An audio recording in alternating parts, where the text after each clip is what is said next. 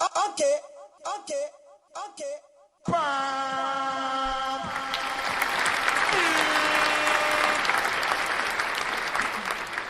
Lion of Judah Society.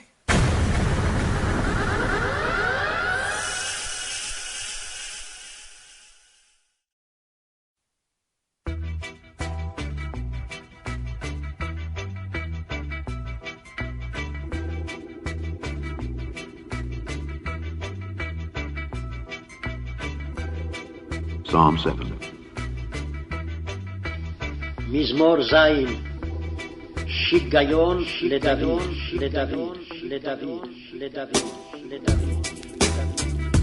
אשר שר לאדוני על דברי חוש בין ימיני.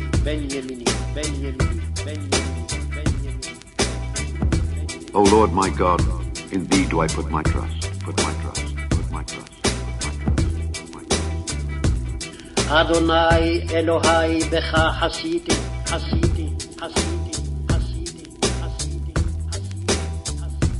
Save me from all them that persecute me and deliver me.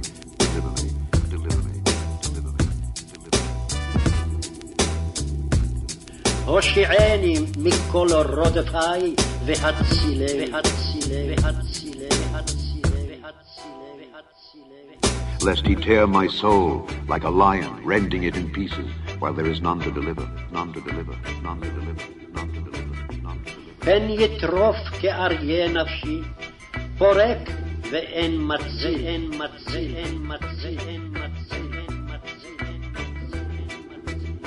O Lord my God, if I have done this, אדוני אלוהי, אם עשיתי זאת, אם יש. if there be iniquity in my hands, if I have rewarded evil unto him that was at peace with me, yea, I have delivered him that without cause is mine enemy. Let the enemy persecute my soul and take it. Yea, let him tread down my life upon the earth and lay mine honor in the dust. Arise, O Lord, in thine anger. Lift up thyself because of the rage of mine enemies, and awake for me to the judgment that thou hast commanded. So shall the congregation of the people compass thee about. For their sakes, therefore, return thou on high. The Lord shall judge the people. Judge me, O Lord, according to my righteousness, and according to mine integrity that is in me. O let the wickedness of the wicked come to an end, but establish the just. For the righteous God trieth the hearts and reins. My defense is of God, which saveth the upright in heart. God judgeth the righteous, and God is angry with the wicked every day. If he turn not, he will whet his sword. He hath bent his bow and made it ready. He hath also prepared for him the instruments of death. He ordaineth his arrows against the persecutors. Behold, he travaileth with iniquity, and hath conceived mischief, and brought forth falsehood. He made a pit, and digged it, and is fallen into the ditch which he made. His mischief shall return upon his own head, and his violent dealing shall come down upon his own pate. I will praise the Lord according to his righteousness, and will sing praise to the name of the Lord Most High.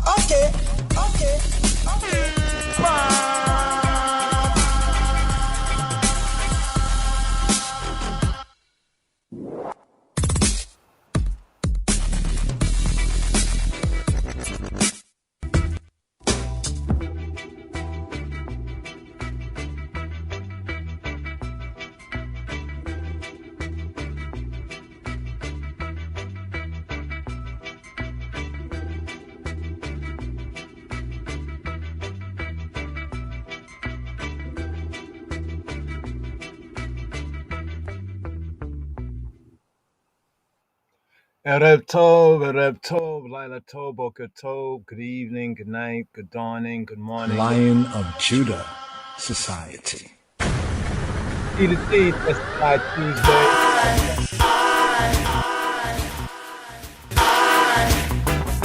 I'm gonna testify.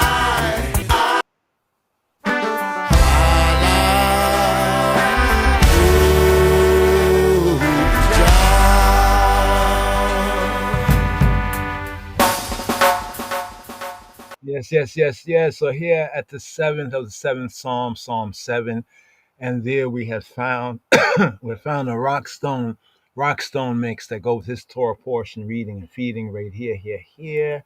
Let's bring the feature image right here. Wayyetzei. And he and Yaakov, the he, and he went forward, and he went forth, he went forward. So we found a rockstone mix right there. Wanted to share that as one of the themes right here is Yaakov's ladder, Jacob's ladder. We have Jacob's ladder as a theme right here. Here, the seventh sabbatical study for this Shabbat strong, picking up with Genesis here. Genesis chapter 28, from verse 10 to chapter 32, verse 2. For this Wayyetzei, Wa and Yetzei, and he went forward, went to toe, and Jacob went forward to Pandan Aram, to the tabletop land. Pandan Aram, interesting name right there. But here in this Torah reading and feeding, we also have the Haftarah, the prophet's reading from Hosea chapter 12, verse 12 to chapter 14, verse 10. And in the Brit Chadasha, in the New Covenant, New Testament, the renewed covenant reading, we have Yohanan, we have the Besorah, Al-Pi Yohanan, the Gospel on the mouth of John, we have John chapter 1, focus verses 19 to verse 51, Chavarim. So right here, we have the third and the fourth aliyot, third and fourth Torah reading and feeding.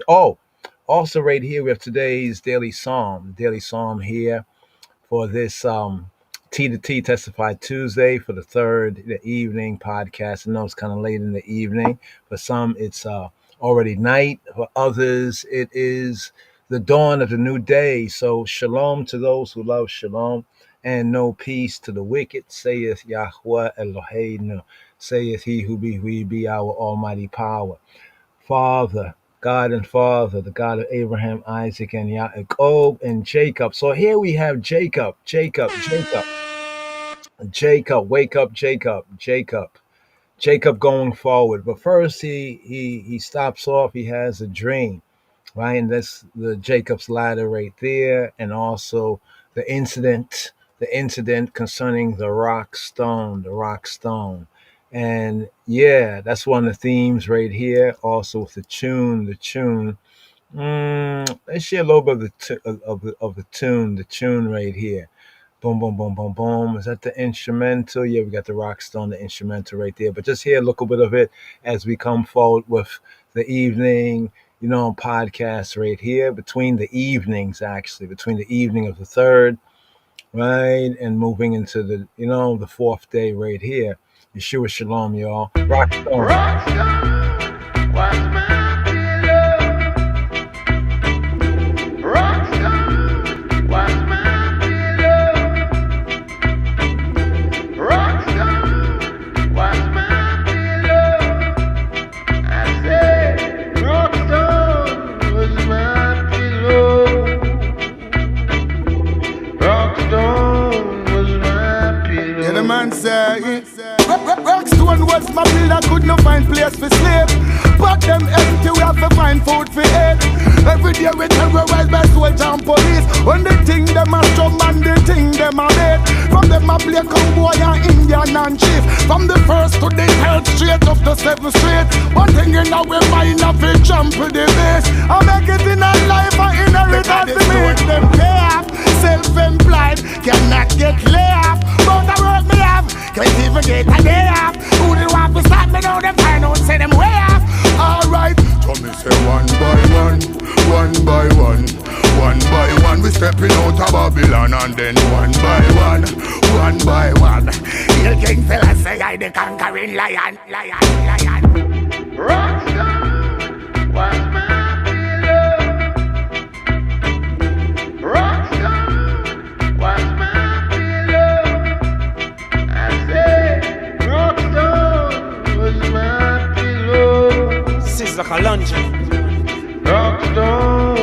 Raga, Mali. Help us now, take us from the slum. Never give up, matter what, strictly find your bun. Hey, Rasta, take us from the slum. Never give up, matter what, King Selassie, I bless you. Separation is a thing, could be no harder time. Got to widen your views, gotta broaden your mind. What we find in the ghetto, nowhere else can no find. Hunger, poverty, a system so unkind. As a matter of fact, there is an aftershock. When come ground, us my bed and my pillow was a rock. Try to make it through the system, all those were lost. Yet nothing new to try, and so I ain't gonna stop. All the time they write a book on you. All sorts of other crap they would have put on you. Yet when you're in there, they would look on you. They would only stand and wanna wipe the foot on you. But so see I know, Zion down, Ethiopia, Africa, fashion, liberate the poor, hey, manala. To me, Selassie, them off the war. Read the Bible, turn to beats and praise the Lord. Goodbye, Babylon, goodbye, goodbye. Open up, Zion door, Mount Zion, Ethiopia for sure. Children of Israel, children of Israel.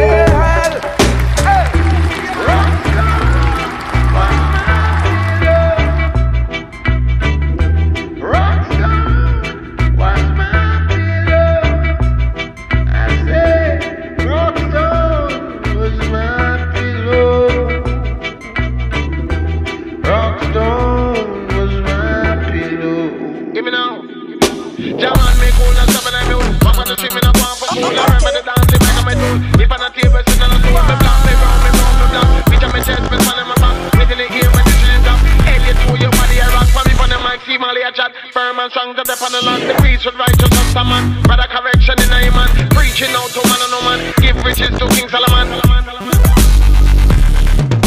No, my trouble a top, cap on a buck on a chop. Sweet the thing I was to the man. Man is coming in again here, bro. Jackie like on in a bump where I'm. When it's the sun, if you can't take that, I then got to use can talk. I found a mic bag, I'm up in a chat. Then me head red, me head in a flat. No fear on a mouse, no fear on a rat. Pray to jam, me never will stop. We're hot, no cold, we're cold, no hot. Live in a house, and live in a flat. Up in a Zion, the righteous will top. Jab blue, break the devil cannot.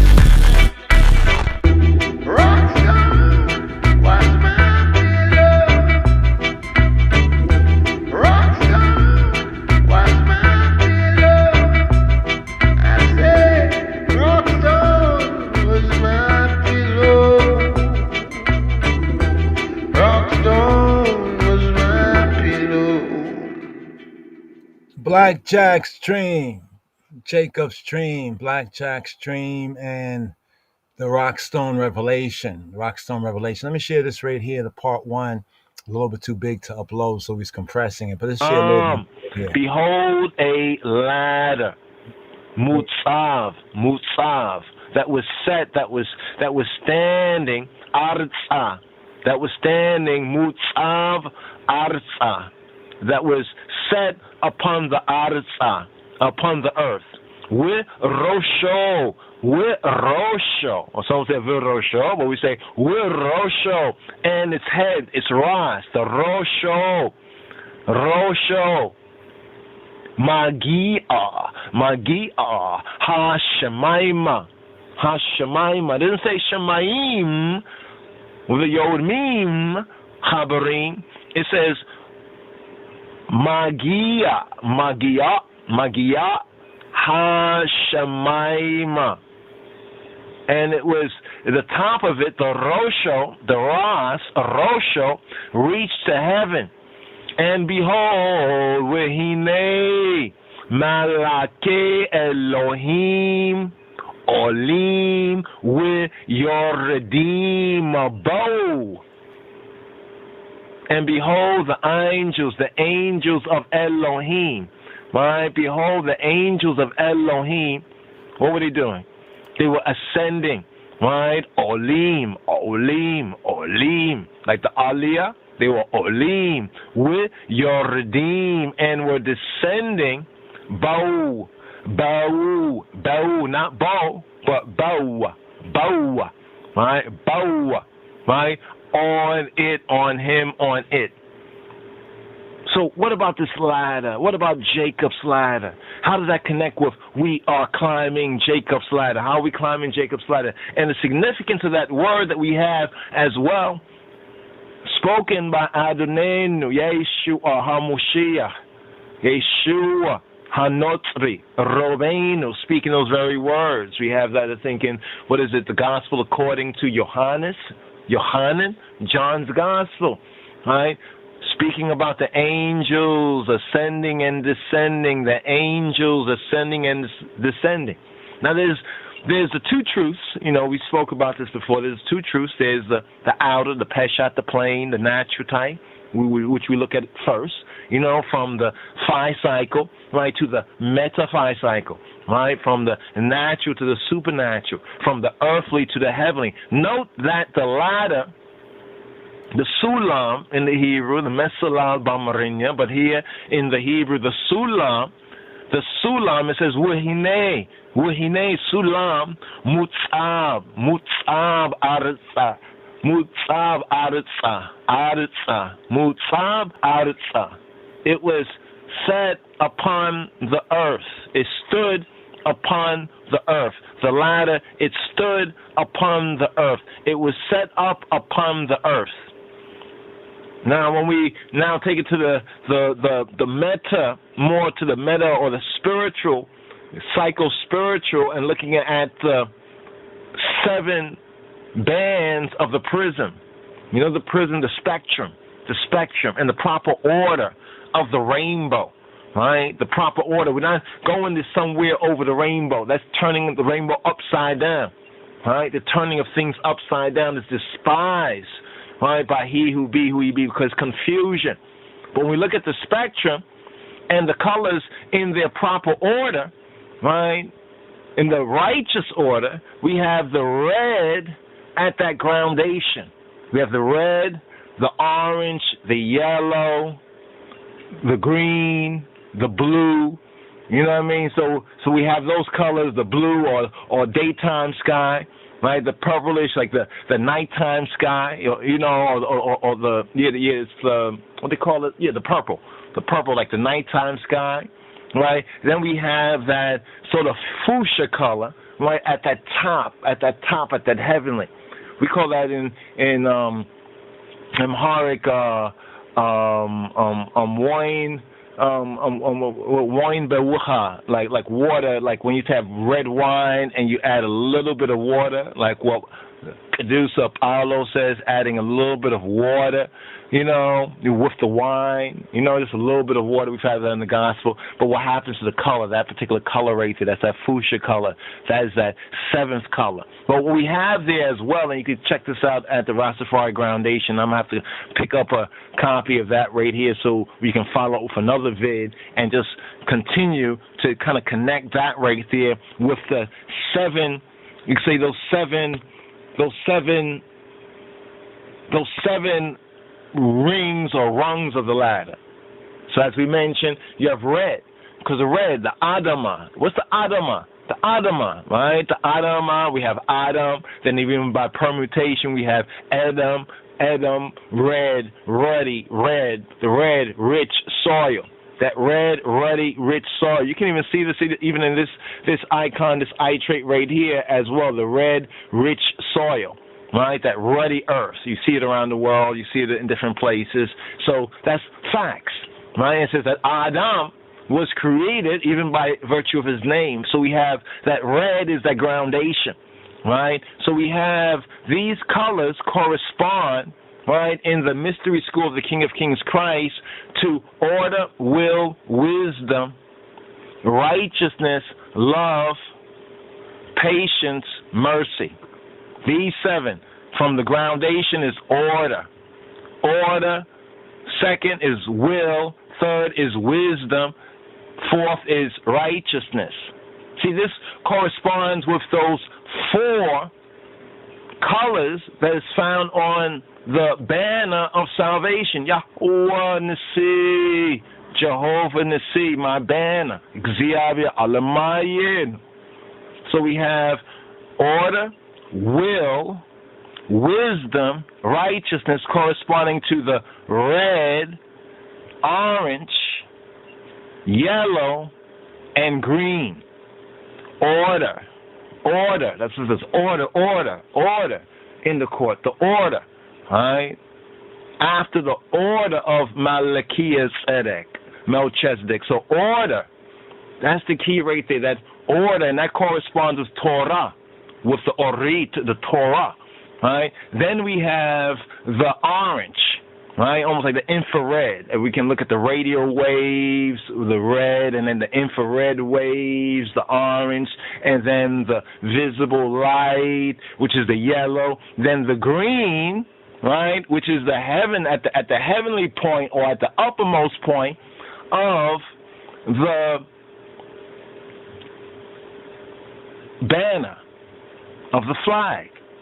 All right, so we talk about which way the proper colors are, well, according to the testimony of His Divine Majesty, according to the testimony of our Judeo-Christian covenant way, we know that it's green, yellow, and red coming from heaven to earth. In other words, in descending from heaven to earth, the colors, the order of the colors is green, yellow, and red.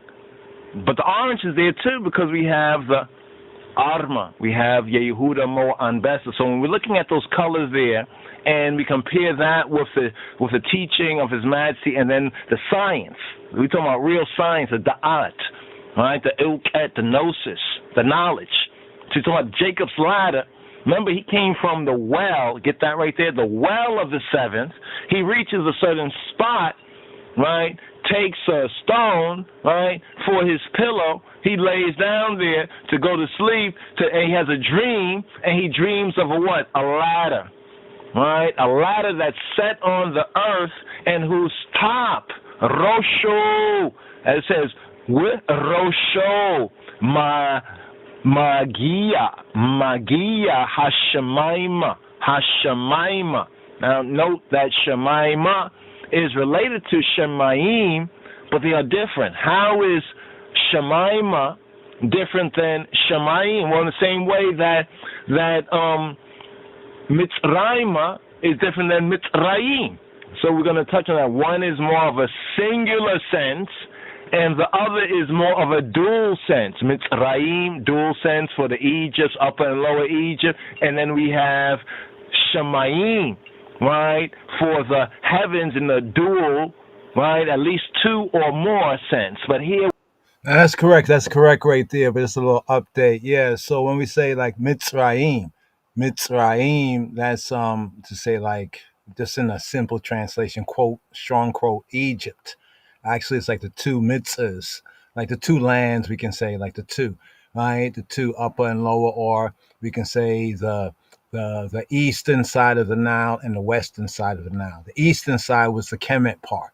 The western side was the desert, but then we have upper and lower. So even ancient Egypt is like twofold in two ways, in a sense, the upper and lower, and also the east side of the Nile and the west side. But be that as it may, Mitzrayim, when we find in the biblical Hebrew, it says like Mitzrayim, right? It's like saying in the direction of Mitzrayim, in the direction of, we say, Egypt.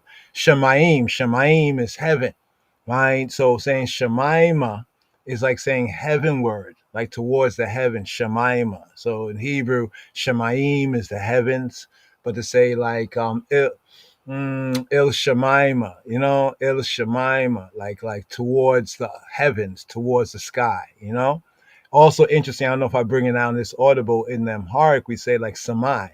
So we have it both syllabated in the Hebrew, Shemayim, and then in the Amharic, unsyllabated, we have like Samai, like Samai, the sky. Also, we have Semayawi. Now, Semayawi is a way of saying like the color blue. So in the rural Amharic, right, the Afro-Shemitic tongue, beyond the rivers of Ethiopia, in that language there, to say Semayawi is to say like, well, one level heavenly, but as a color, that's to say like the color blue.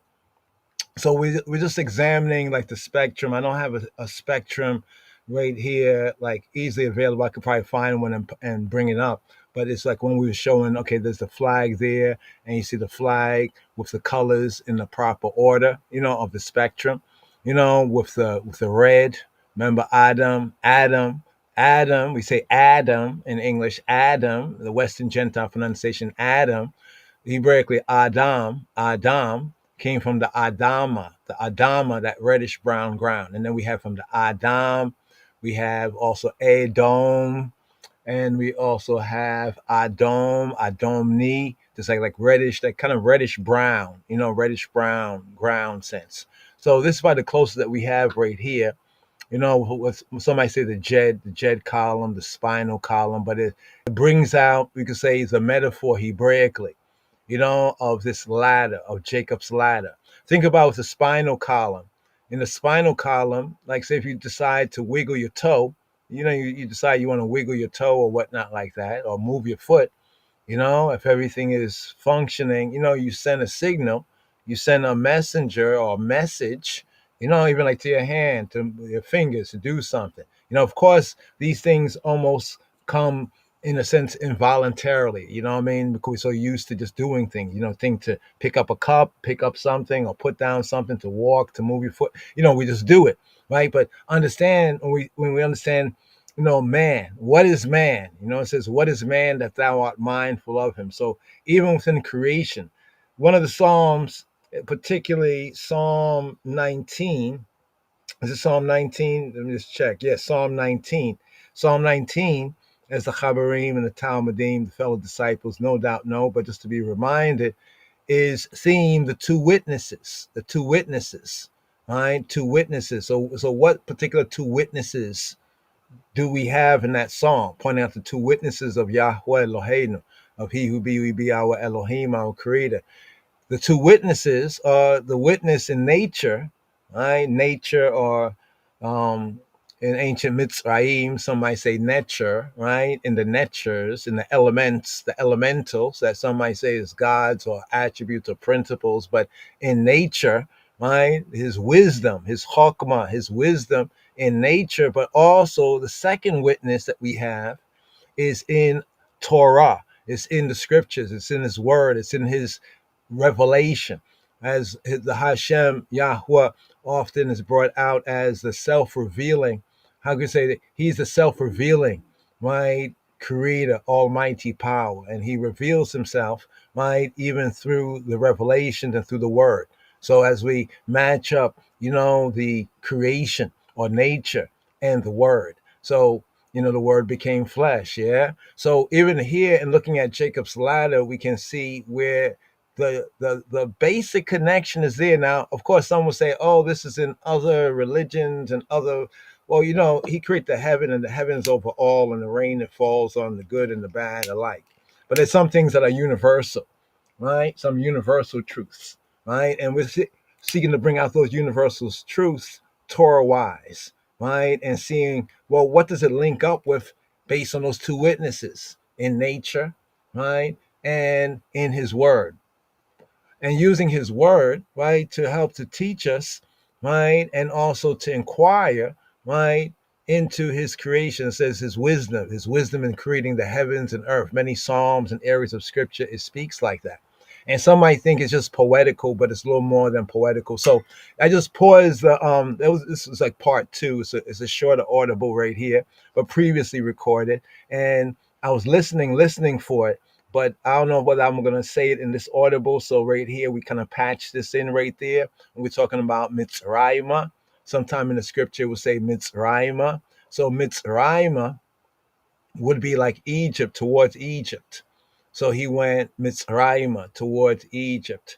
Or it went Shemaima, like skyward or heavenward. So the at the end in the biblical Hebrew in Mitzrayim and Shemaima, in these words, it points a directional. It's kind of like a directional sense within the biblical Hebrew, in the direction of, in the direction of, like even in, I think, a previous Torah portion where, right here, where we're at the 7th, Wayyetzei, where Jacob goes forward. If we go back to the scripts, it says that he went forward, Harana. It says to Haran, but it brings out the sense that he went forward Harana. So what is Harana? In fact, I think we can bring this out right here Let's see if you can see this in the Hebrew. So here, let's look at this right here just for a moment, just to bring out the point, and then we'll just a little bit more to this audible Black Jack or Black Jacob's dream and the Jah Rockstone revelation. We call this part one of a prior recording here, but just patching in some information that became known to us, as we continued in our studies. So ones and ones picking up here. So here you see Haran, Haran, Haran, right? Haran, right? Haran. They say mountaineer, Haran. Well, that's questionable there. Let's go down to Strong's, right? Yeah, so Strong's has it more correct. BDB says mountaineer, but they're confusing Haran and Haran. Har, right? Har is mountain, right? So they're confusing Har and Har, Har, Har. So when you look at even the Hebrew or the Asherit, you see that it's the same, similar looking letter, but there's this here is closed. I don't know if you can see it, the first letter here. We'll bring it out in another demonstration. But here it says to be burned. This is the verb harar. This is harar, harar. Now we have harar, harar, ha and ha, different. Ha and ha, ha. So this is harar, not harar. Harar means mountainous because the word har is mountain and harar is mountainous. Very interesting because the man child, lives to Farai, aka, the man child, Rastafari, as the psalm says of Ethiopia. This man was born there, and we see that he was born in a province called Harar. But this is not to be confused with Harar, Harar. So Harar, mountainous, and Harar, Harar means to be burned, to be scorched, to be charred.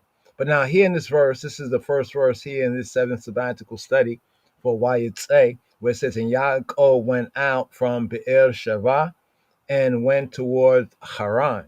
But now when we look into the verse, here they have the Greek Haran. We look into the verse itself. Let's bring out the verse. Here we go. We'll use this right here. Right? It says Wayyetzei. So this Torah portion, Wayyetzei.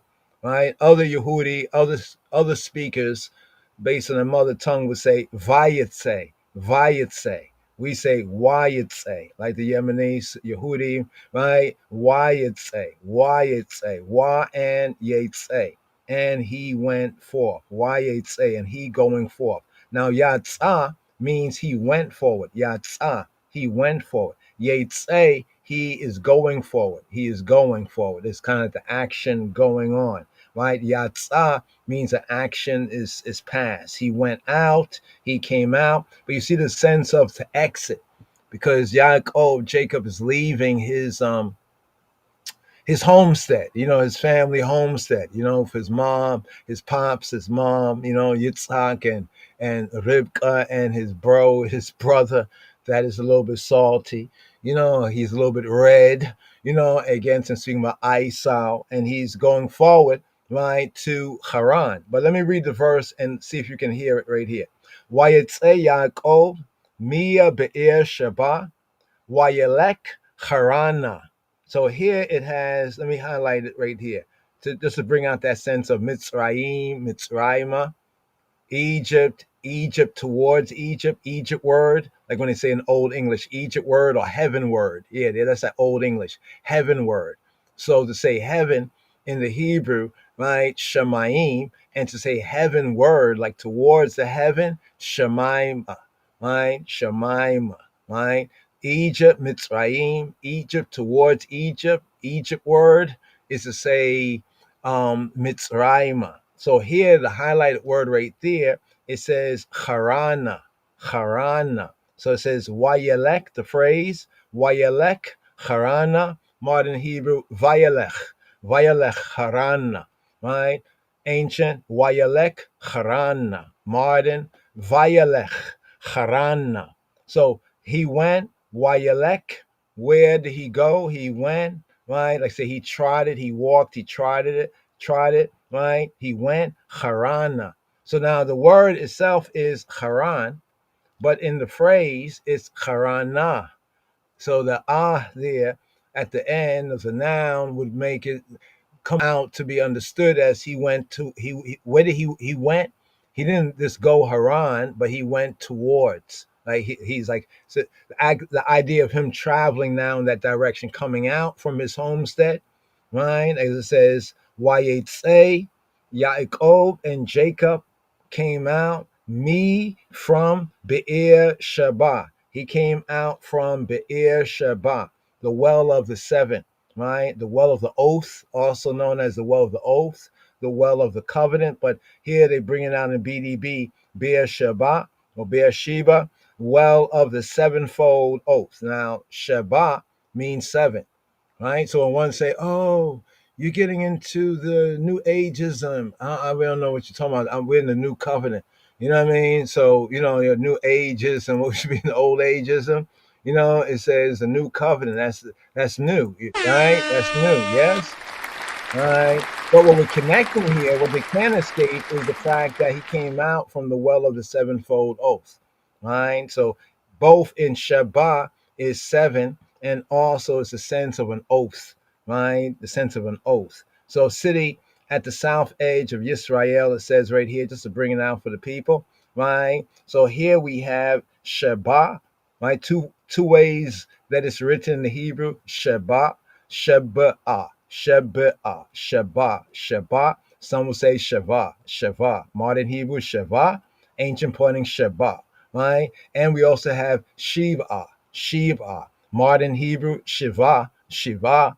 Ancient pointing, Shiba'ah, Shiba'ah. So what does Sheba and Shiva mean? It's seven, right? For the number, the cardinal number, the ordinal number, seven, right? And this various combination. It's a primitive or ancient, a prime, right? Afro-Shemitic. It's a prime Afro-Shemitic cardinal number. Sheba, Sheba, also Shiva, right? As the sacred full one. So Hebraically, the number seven and Afro-Shemitically had a sense of being like the full number. Like I want to say the perfect number, right? The full number. It's kind of interesting. When we come up like to Wisdom Wednesday, it's the fourth day of the Shabbat, and often we say it's like the heart of the week. And it reminds us of what is said of the menorah. The menorah, the menorah, the lampstand, falsely called candlesticks, right? But lampstand, according to Torah, the lampstand, the menorah, when he gives the instruction, right, to Moshe, to the Israelite, Yisraelim, he says that, and there'll be 3 branches on this side and 3 branches on that side. But we know that it's a 7 lamps, but there's a center lamp, right? The center lamp, right? So when we even talk about even the so-called 6-point star, right? This is what we're looking at when we're understanding to read patterns. Be that as it may. So we also have 7 times. The implication also is the week. So when we say Shavua Tov, Shavua Tov, Shavua, Shavua is the week of 7 days. Shavua, like a set of 7. Shavua, right? Tov, Tov. Modern Hebrew, Shavua Tov, Shavua, Shavua, Shavua. So it's an indefinite, it's an extension, an indefinite number, right? Because remember, 3 on one side, 3 on the next side, and then 1 in the middle, right? So 3 and 3, 6, and then the center branch, we could say the center, right? Making the 7. So here, Harana. Yes, let's get this. But here we have Hashemaima, to heaven, to the heaven, right? I know what to say, the true heaven, right? And behold, the angels of Elohim ascending and descending on it. And behold, Wehine Yahweh Nitzab Alayo.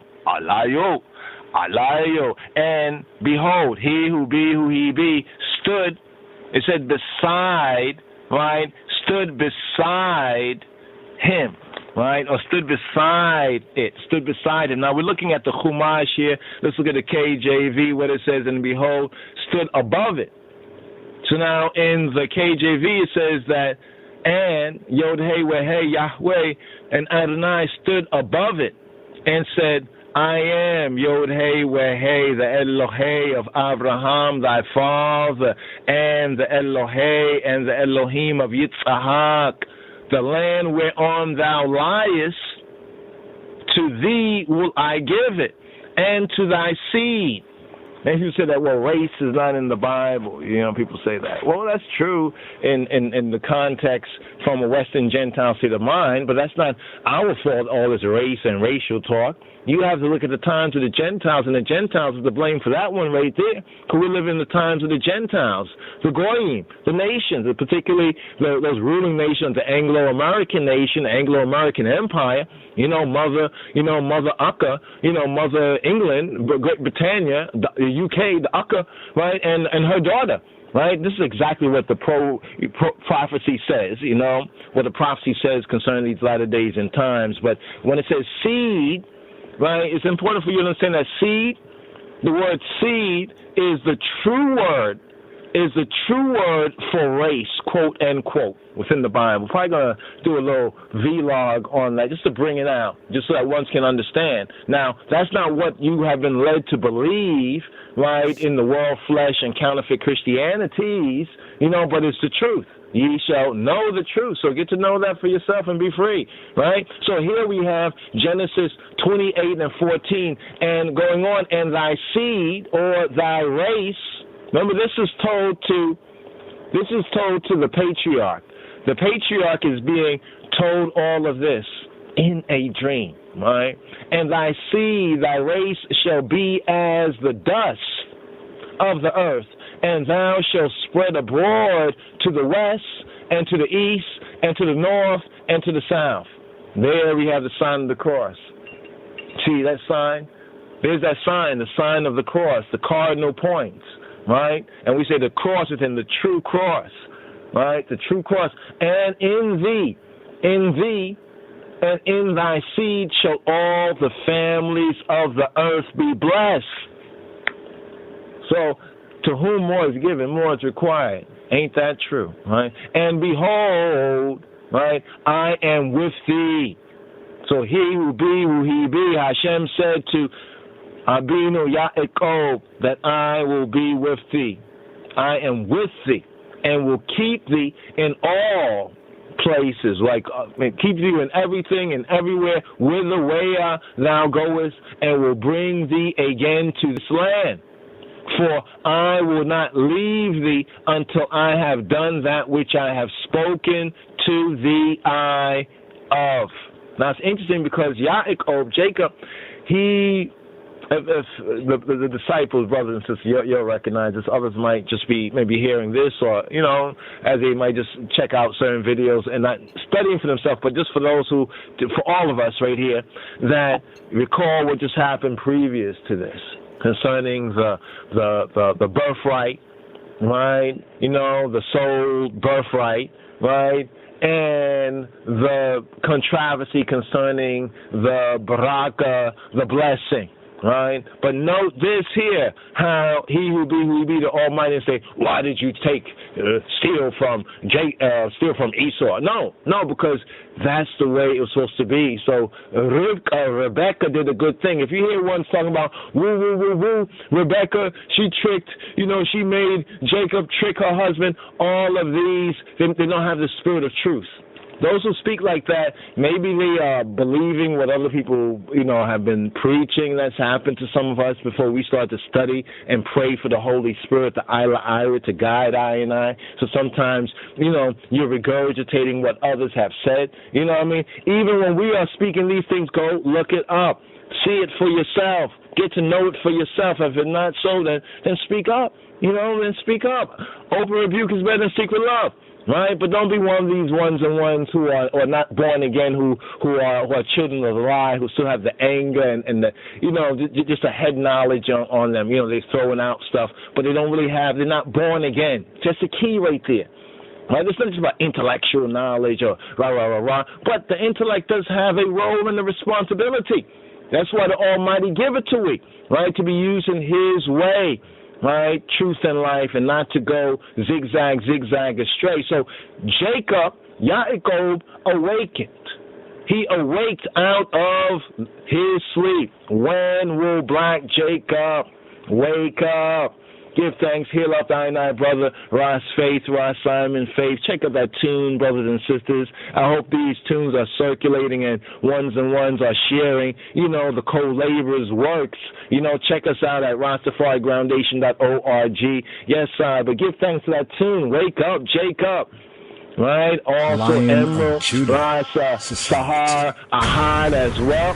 You know what I mean? The sound system as well. Wake up, Jacob, and all the other ones amongst the brothers and sisters near and far that will be inspired. We are to be inspired. There's so much inspirational words in your word when you have the spirit, right, and the right mind and heart to receive. So Jacob awaked out of sleep, and he said, surely, Yod Hey Weh Hey.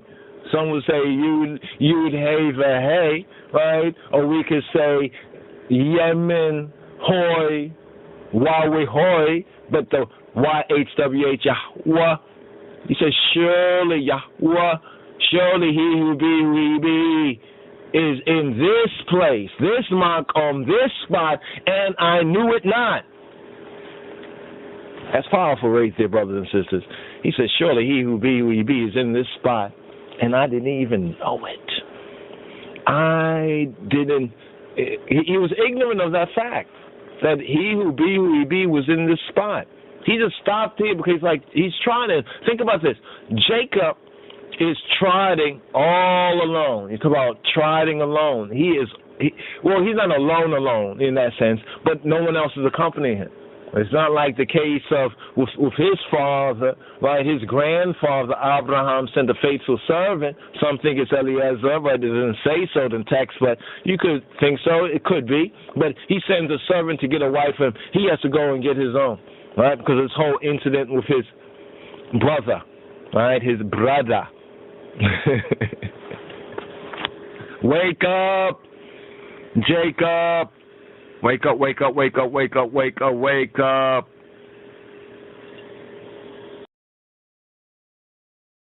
Lion of Judah Society. All right. Yes. A little bit right there on the ladder. The Sulam, and what's implied by it. It's kind of interesting because in the Gospel of John, it's like Yeshua is bearing witness to the same incident that occurred with patriarch Jacob. About you'll see angels ascending and descending. But right here, the rock stone, a little bit on the rock stone right there. Let's segue right here to this Torah reading and feeding. So here we're at the third and the fourth reading. I like to present the third and fourth reading. So stand by. We have the evening psalm, but let's just touch on today's daily psalm, Psalm 90. Right, Psalm 90, a prayer of Moshe, the Ish Ha-Elohim. Stay tuned.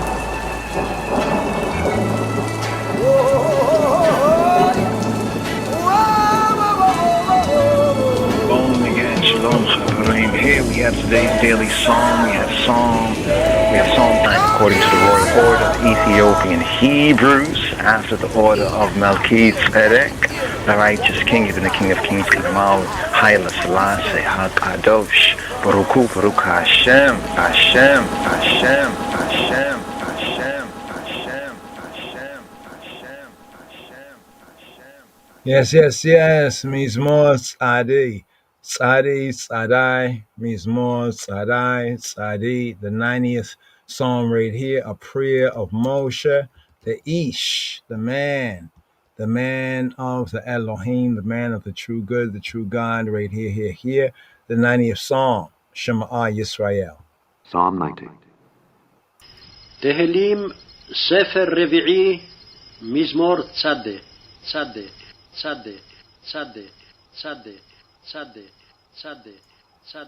תפילה למשה איש האלוהים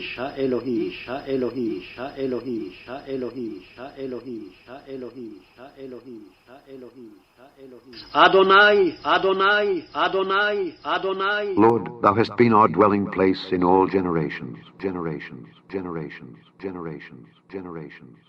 אדוני מעון אתה היית לנו בדור ודור, בדור ודור, בדור ודור, בדור ודור.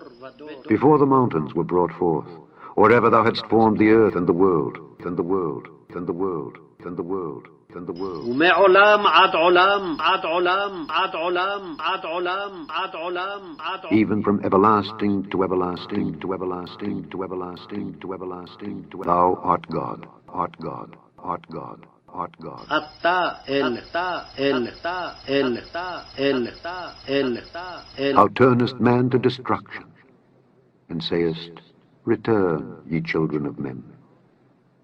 For 1,000 years in thy sight are but as yesterday when it is past, and as a watch in the night. Thou carriest them away as with a flood. They are as asleep. In the morning they are like grass which groweth up.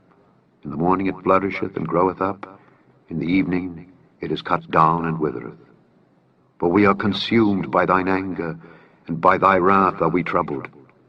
Thou hast set our iniquities before thee, our secret sins in the light of thy countenance. For all our days are passed away in thy wrath. We spend our years as a tale that is told.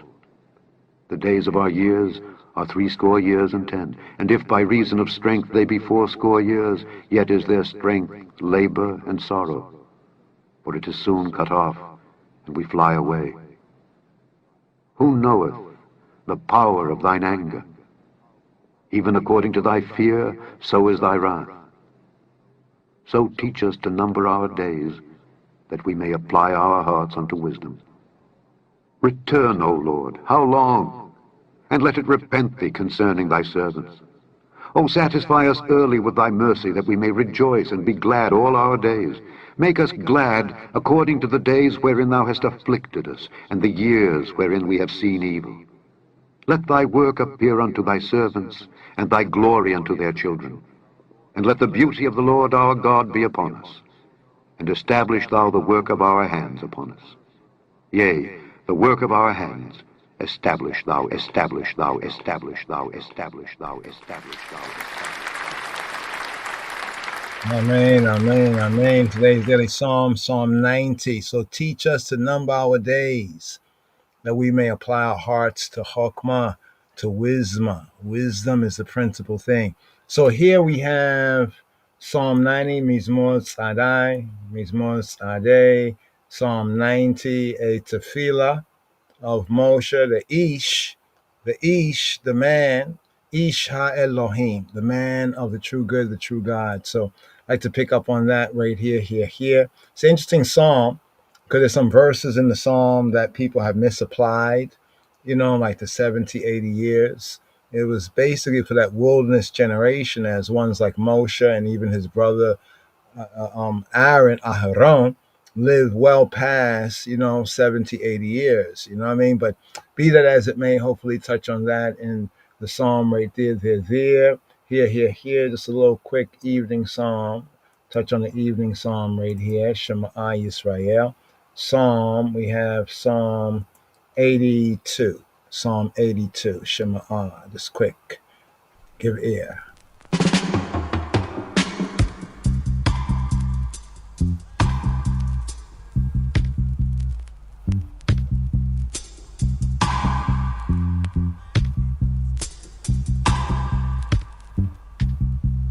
My dreadlocks, girl. Can't you see I'm in love with you?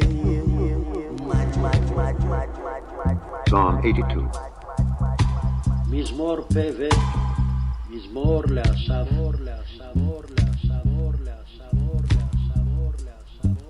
God standeth in the congregation of the mighty, the mighty, the mighty, the mighty, the mighty, the mighty. אלוהים ניצב בעדת אל. He judgeth among the gods, the gods, the gods, the gods, the gods, the gods. בקרב אלוהים ישפוט.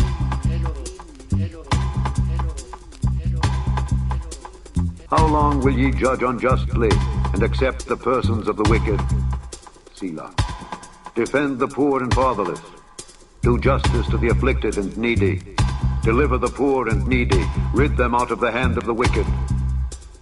They know not, neither will they understand. They walk on in darkness. All the foundations of the earth are out of course. I have said, ye are gods, and all of you are children of the Most High. But ye shall die like men, and fall like one of the princes. Arise, O God, judge the earth, for thou shalt inherit all nations, inherit all nations, inherit all nations, inherit all nations, inherit all nations, inherit all nations, inherit all nations, inherit all nations.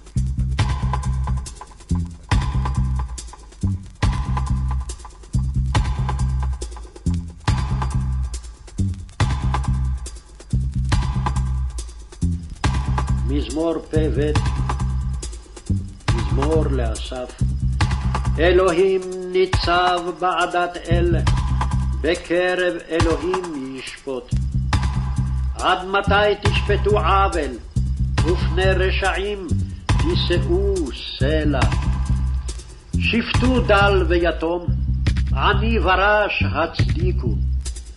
פלטו דל ואביון, מיד רשעים הצילו. לא ידעו ולא יבינו, בחשיכה יתהלכו, ימותו כל מוסדי ארץ. אני אמרתי, אלוהים אתם, ובני עליון כולכם. אכן כאדם תמותון, וכאחד השרים תפולו. קומה אלוהים, שפטה הארץ, כי אתה תנחל בכל הגויים.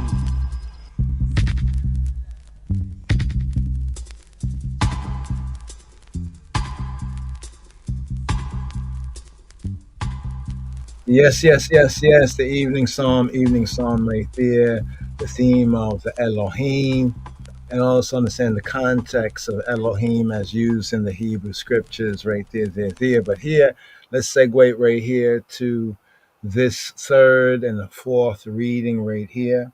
Let me see if I can do this right here. Let me see, hold on for a moment. Let me see if can I duplicate this page right here? Yeah, okay, I want to show you something right here for this Torah reading and feeding from the website, but let's see, I'm trying to figure out where okay, use it as a duplication thing right there. Let me just do this right here. Let me copy the page right here. Give me one moment, and boom, we'll come out of that, and Jacob and Esau reconciliation. Yeah, the Jacob and Esau reconciliation, that's interesting. Yeah, that comes up. That comes up in the next Torah reading and feeding right here. You know, the Jacob and Esau reconciliation, where they seem to reconcile, you know, their differences. But here, for this third, here, bring it up on the screen. Here we go. The third reading right here.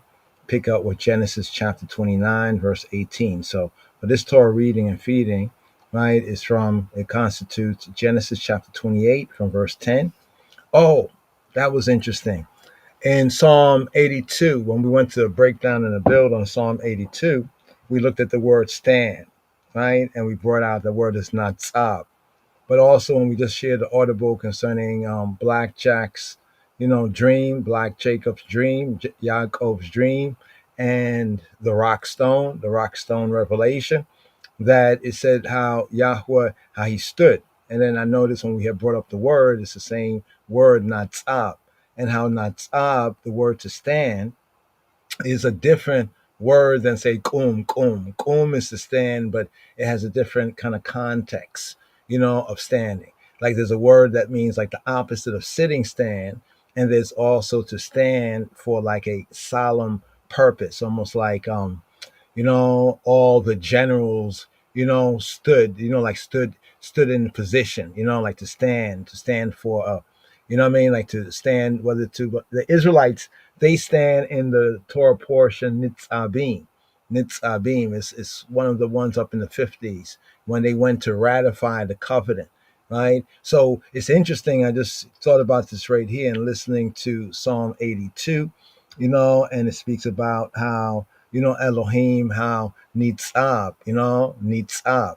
Now, if it was speaking about many Elohim or like Elohim as so-called gods, it would have been Nitzabim, Nitzabim. When the Israelites, many standing as one, it's Nitzabim, right? But Nitzab is in that singularity. So also we have the same thing in the Torah reading and feeding with Yaakov, Jacob, right? And in his Cholem, right, his dream, right? The dream that he saw, when he rested, on the stone that was for a pillow, the rock stone, therefore the rock stone revelation. Right. So that's interesting as well, meaning that not just that Yahweh was standing opposite of sitting, but it was like standing for a purpose, right? Standing for, like in Psalm 82, is to judge those who have how can I say, those the corrupt judges, because the judges are those who are called the gods in the context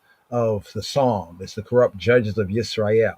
They have a duty, they have like an Elohim like function, over that which is just, righteousness, vindication, judgment, what I mean, life and death, as it were. And that's the whole context when you hear of the psalm. The psalm is almost like an arraignment in a sense. You know what I mean? It's like an arraignment, and then the judgment comes. Yes? So here, when Jacob saw Yahweh Adonai at the top of the ladder standing, right? It's like for a purpose. So in the Hebrew sense, it's a little deeper a meaning, a little more nuanced a meaning than just opposite of sitting, because it's a whole different word that's used. So it's interesting that here in the Psalm 82, shall I go there? Psalm 82, we pick up on Genesis 28. So Genesis 28 is a mirror image, of 82, right? I'm not going to make more out of that, but it's just something that just came to mind. But the connection of the nitzab, the standing, right? The standing. So how are we standing, right? The standing and status, also status. One status is that standing, the stasis, right? So the word has a very interesting context beyond the literal sense of the opposite of sitting. Yes, and therefore even in the Hebrew, there's two different words, right, that are used, but in the English, it just comes out the way it comes out. So here we have this third reading right here, right? So we're going to touch on the third reading, Genesis 29 and 18 to 30 and 13, as well as the fourth reading here, as we're moving into the fourth day, Genesis chapter 30, verses 14 to 27. So this is at the lojs.org site. Let's do this right here. It's at the lojs.org site. You could put into your search lojs.org Torah portion, right? Torah portion, and it should come right up. Give me one moment here. Just want to bring this forward. Okay, yeah. Let me share some of this while we just go through a brief read. Let me see if this is the suitcase. Give me one moment, because we're going to touch on the mothers of Yisrael, right here in this section of our Torah reading and feeding. So here, let's bring this up.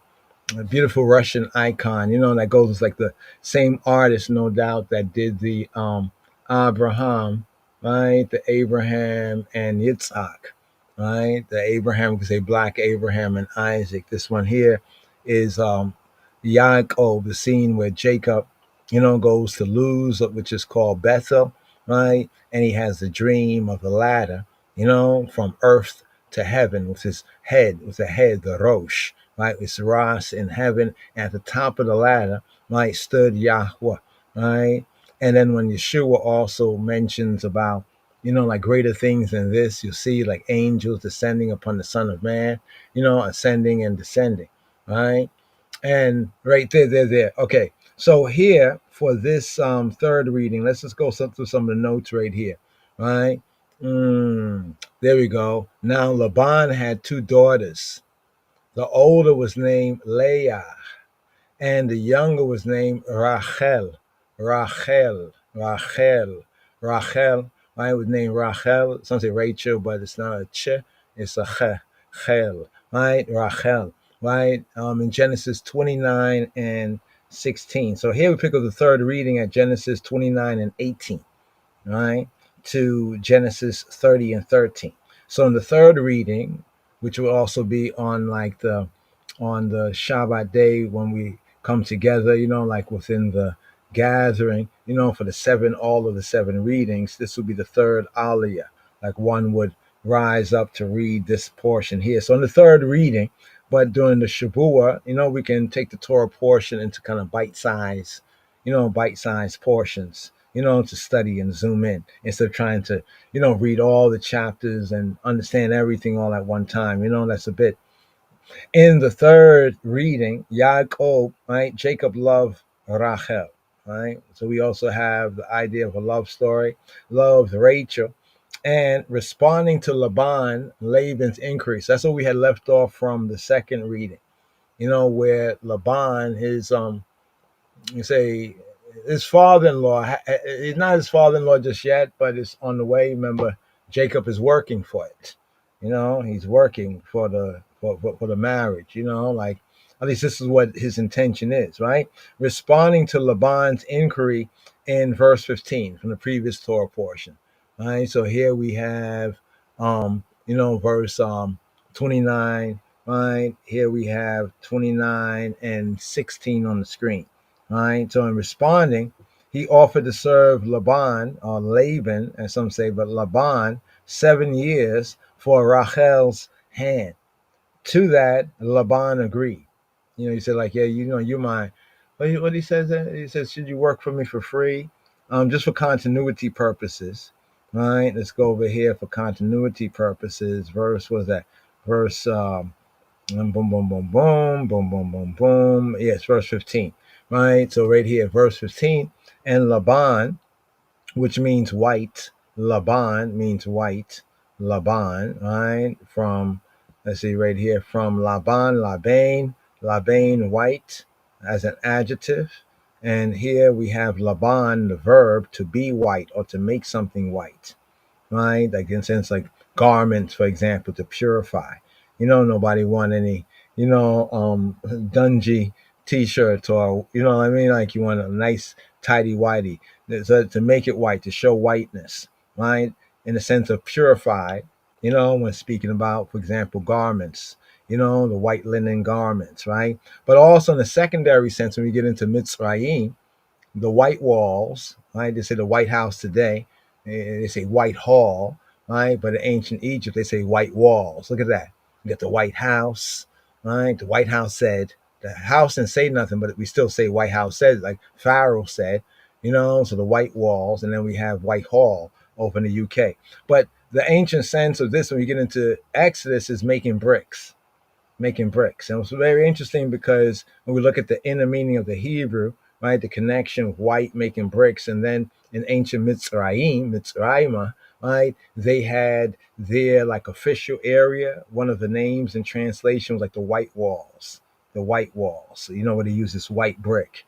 I'm sure it probably looked very beautiful. Can you imagine like the limestone reflecting and that kind of look? But this is what the Israelites and the Hebrews, were forced to make make bricks. Right? Think about it even today among the lost found, amongst I and I, amongst us, we say like, get a brick, the brick, how brick is used almost like bread, how bread is used. Literally it's bread, but then bread can be currency, bread can be money. Same thing with like a brick, right? But here to be white. So it's not always racially.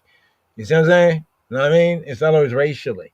Right now, of course, the 400 years and the residue, right, and the continued corruption, sometimes causes confusion. But if we study to show self-approved in the Holy Spirit, mind of Abba Father, Bashem Yeshua, guide us into truth. So it can mean to become white, to make something white, or to make brick, right? To make brick, right, or to make something white. Like if one is cleaning, garments that are supposed to be white but have gotten soiled or dirty. You know what I'm saying? So we have that idea. So Laban, evil Uncle Whitey. So one can understand why we call him evil Uncle Whitey.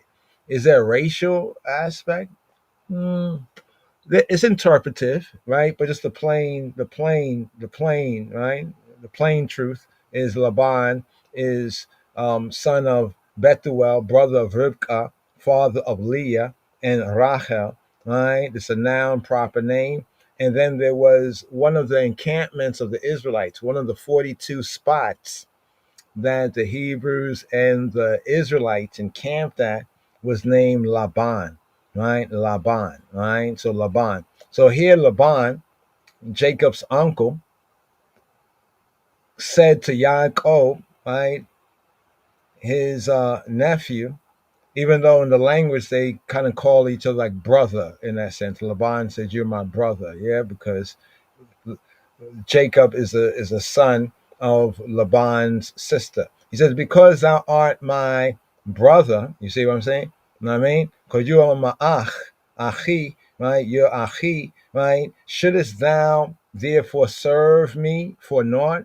Now notice the term abad basically means to serve. It's like an employee. Now, of course, service can be, you can have a good master or a bad master. You can have a good boss or a bad boss. People get kind of screwy with this, and they often like BDB. I think they're going to go through it. Okay, no, BDB didn't do this with the verb, but BDB does it with the noun, right? They'll say slave, servant, right? And yes, we find that offensive.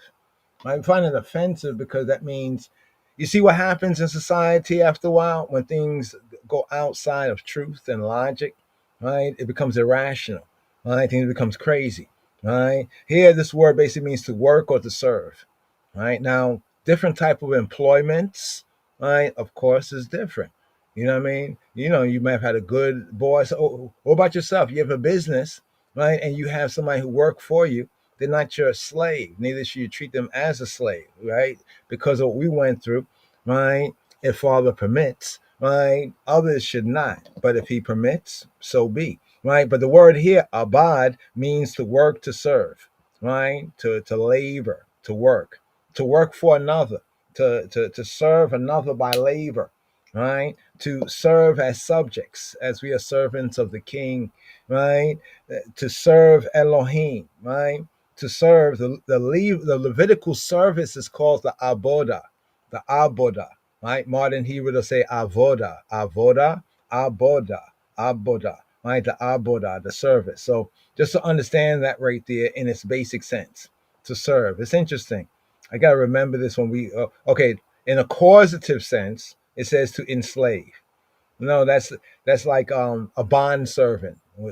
So biblically, that's a bond servant. Like we fight against another people or whatnot, and we beat them, and they basically submit, So we force them to maybe labor for a while. Ancient peoples did this all the time. It wasn't dehumanizing as has happened to the once lost now found, right? And even other peoples. Because if it happens to one, it will happen to many. Because thou, my brother, because thou art my brother, right? Shouldest thou serve me for nothing? Interesting, he says that right here. The word nothing is chinam, freely. Like they say gratis, right? Gratis, for nothing, right? For no cost, right? Tell me, what shall thy wages be? So here the word for wage, right? Wages, maskoret, the maskoret, wages, right? The reward, right? Notice how we think of the word reward. We think of reward like you didn't do nothing for it and you got a reward, right? But in the language, reward is like you did something and the result of that is your reward, so to speak, the wages, the reward of sin. That'd be a good one, right? The reward of sin, right, is death, right? But here the word wages, maskoret, come from sakar, to hire. One of the tribes, one of the sons of Israel, you know which one? Yissaskar, Yissaskar, Yissaskar, right? They say Isachar, but really Yissaskar, right? Sakar, right? To hire. And if you remember that whole incident, in fact, that's what we're about to get into right here. Just wanted for continuity purposes. So here's what it says: Laban had two daughters, right? He had two daughters. The name of the elder was Leah, and the name of the younger was Rachel. Leah was tender-eyed, but Rachel was beautiful and well-favored. She had Yafat Toar, right? Yafat Toar and Yafat Mareh, right? She had a beautiful figure, Yafat Toar, and she had a Yafata Ma'eh, right? Yafata Ma'eh. She had like a beautiful appearance, how she looked, right? So right here we're gonna pick up right here, right? Just to get into this right here. So Jacob, right? Jacob loved Rachel, right? And said, I will serve thee 7 years for Rachel, thy younger, right? Thy younger daughter. So he states his terms and conditions, so to speak. So Laban agreed, and Yaakov served the years. Now, here also we talk about how the years, right, refer to the week, right? The years referring to a week, right? Like 7 years, that'd be like a week of years. And also how the Ethiopic Book of Jubilees also counts time within that same context. That seems to be a little glimpse. We get like a little glimpse here in Torah, although when it uses week, it often uses it, except prophetically.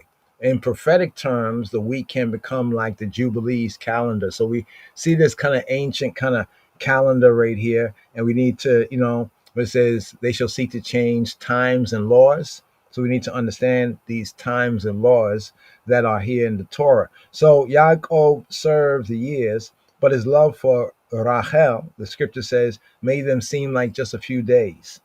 So Jacob asked Laban for his wife, and Laban made a feast and invited all the men, right? All the men of the place, right? In the evening time, in the Erev, in the evening, Laban, he brought Leah to Yaakov, and Yaakov, he slept with her. He consummated the relationship, right? Yeah. After that consummation night, he probably really slept like in a dream. And then he woke up, and found out that wait, you not, no, you're not Rachel, right? So Laban gave Leah, as well, the scripture points out. Also, let me just point this out right here. There's the blessing for children. Just to pause it right here, because these Torah portions kind of brings out the point of reference for these ancient Judaic, and Hebraic blessings right here. Like for boys, Yisimcha Elohim ka Ephraim, right? With Manasseh, right? May Elohim, the Creator, make you like Ephraim and Manasseh. And then we have the blessings for like girls, for daughters. Yisamech, Yisamech Elohim, Kusara, Rivka, Rachel, Leah, right? May Elohim, the Creator, make you like Sarah, right? Kasara, Rivka, Rebecca, Rachel, Rachel, Leah, and Leah. So there's the blessing for like sons and the blessing for daughters. So we have Jacob is kind of connected with both of the blessing for the children, right? As he's a patriarch, that we get to see like a full within the Torah, of his blessings for the children. So there's a blessing for the boys that actually comes up from Joseph's sons, Yisimcha Elohim, Yisimcha Elohim, Ka Ephraim, Ka Manasseh. May Elohim make you like Ephraim, Ka Manasseh, Manasseh, right? And for girls, right? Yisamech, or Yisamech, Elohim, Ka Sarah, Rivka, Rachel, Leah. May Elohim make you like Sarah, Rebecca, Rachel, and Leah. So even we should study the matriarchs and patriarchs, because they kind of become types, and even we can see certain interesting things within their persona and personalities. But be that as it be, Laban, after giving Jacob, the elder sister, right, also gave to Leah Zilpah to be her handmaid. Now, in the morning, Yaakov, he got up, wake up, Jacob, wake up, Jacob. So Jacob woke up. He discovered that it was Leah, and he complained to Laban that he had served instead for Rachel. Like then we're very clear about this, wasn't we? You know, right? He had served, you know, for Rachel. So Laban, right, uncle, right, he replied that in that place, he's like, yo, brother, or nephew, in that place, the place that they would, Laban's hometown, his hood, right? They did not give the younger before the firstborn. However, if Jacob fulfilled Leah's week, right? So this is where we get the 7 years, right, being considered a week, as we have in the calculation, the time code of Metzafik Kufale, the Ethiopic Book of Jubilees, that if Jacob fulfilled Leah's week, he would give Yaakov both daughters, right, in exchange for another 7 years of service, another 7 years of aboda, right, right? So Yaakov had to do another 7 years of aboda, right? Of abad, serving. So Yaakov, right? Jacob did so, right? Jacob did so. And Laban, kept keeping his quote word, gave him Rachel to be his Isha, right? To be his woman, to be his wife, and gave Rachel Bilhah, right? To be her handmaid. Now Yaakov loved Rachel, the scripture tells us, more than Leah. So Elohim allowed Leah, the unloved, right, to conceive seed. But Rachel, right, appeared to be barren. Right. So the eyes. Remember, said that Leah was tender-eyed. That didn't stop anything. The eyes have it, right? The eyes have it. Right. So Leah bore a son and called him Reuben. Reuben.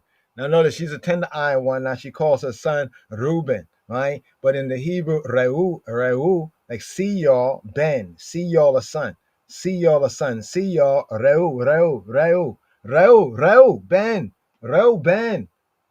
see y'all, look, Ben. See a Ben, a son, saying that Elohim have looked upon her affliction. The eyes have it, have looked upon her affliction. So she bore, right, a second son. See, the eyes have it, right? She bore a second son and called his name Shimon, right? Or Simeon, Shimon, right? Hearing. Why Shimon? Hearing, right? Because Elohim had heard that she was hated. All right. Interesting. Isn't it interesting here? She bore a third son, right? And called him Lewi, or modern Hebrew Levi. They'll say Levi, but ancient point Lewi from Lawa to join, Lewi to join, right? And what did Leah say, right? She said that this time, right, her husband would be joined to her. So we can even see within the names of the children, right? Within the names of the children reflect, right, the matriarch's experience. The eyes have it. So we have Reuben, Elohim have looked upon the affliction. Second son, Shimon, hearing, because Elohim have heard, right, that she was hated. The third son, Lewi, saying this time her husband would be Lawa, right? Lewi, joined to her. So she bore a fourth son, right? Didn't stop, right? A fourth son, and called him Yehuda. Not Yahuda, I got to tell you, but Yehuda, saying this time she, Odeh, La Yahweh, she would praise Yahweh. So she called him praised. She called him Yehuda, right? Praise, celebrated, Yehuda. Remember, even Jacob later on will say Judah, right? Bringing out a play on his name. You are he who your brethren shall praise, Yehuda, right? Because she said, I will praise. So Rachel, remember the eyes have it, Rachel envied her sister, and demanded that Yaakov give her children. She demanded, she said, "Give me children or else I die." Right? I die. Right? Give me children, right? So she demanded Jacob give her children, give her sons. But Jacob, he grew angry. Right? Jacob grew angry with her about that, right? And he asked her whether he was in Elohim's stead. Whether it was him, right, instead of Elohim, like whether he was in Elohim's stead, who had withheld sons, right, banim, right, sons specifically, but generally children from her. Rachel told Jacob, right, to sleep with her handmaid Bilhah. Somehow, Rachel, one of our mothers, she's interesting.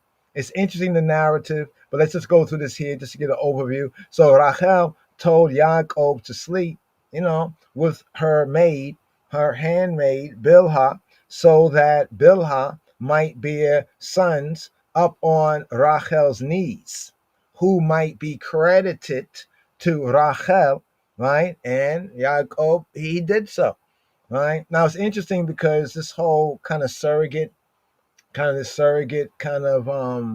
mothership on a certain level is kind of an interesting idea, because we have something similar with the matriarch Sarah, right, concerning Hagar, right? And here we have Rachel, right, suggesting the same suggestion, and Yaakov, he did it. And Bilhah bore Yaakov a son, a ben, right? And Rachel, right, part of the ancient surrogate, this ancient surrogate process. She is the one. So Bilhah actually bore the child, but Rachel called his name Dan, right? Dan, right? Saying that Elohim had judged her, right? And also heard her voice.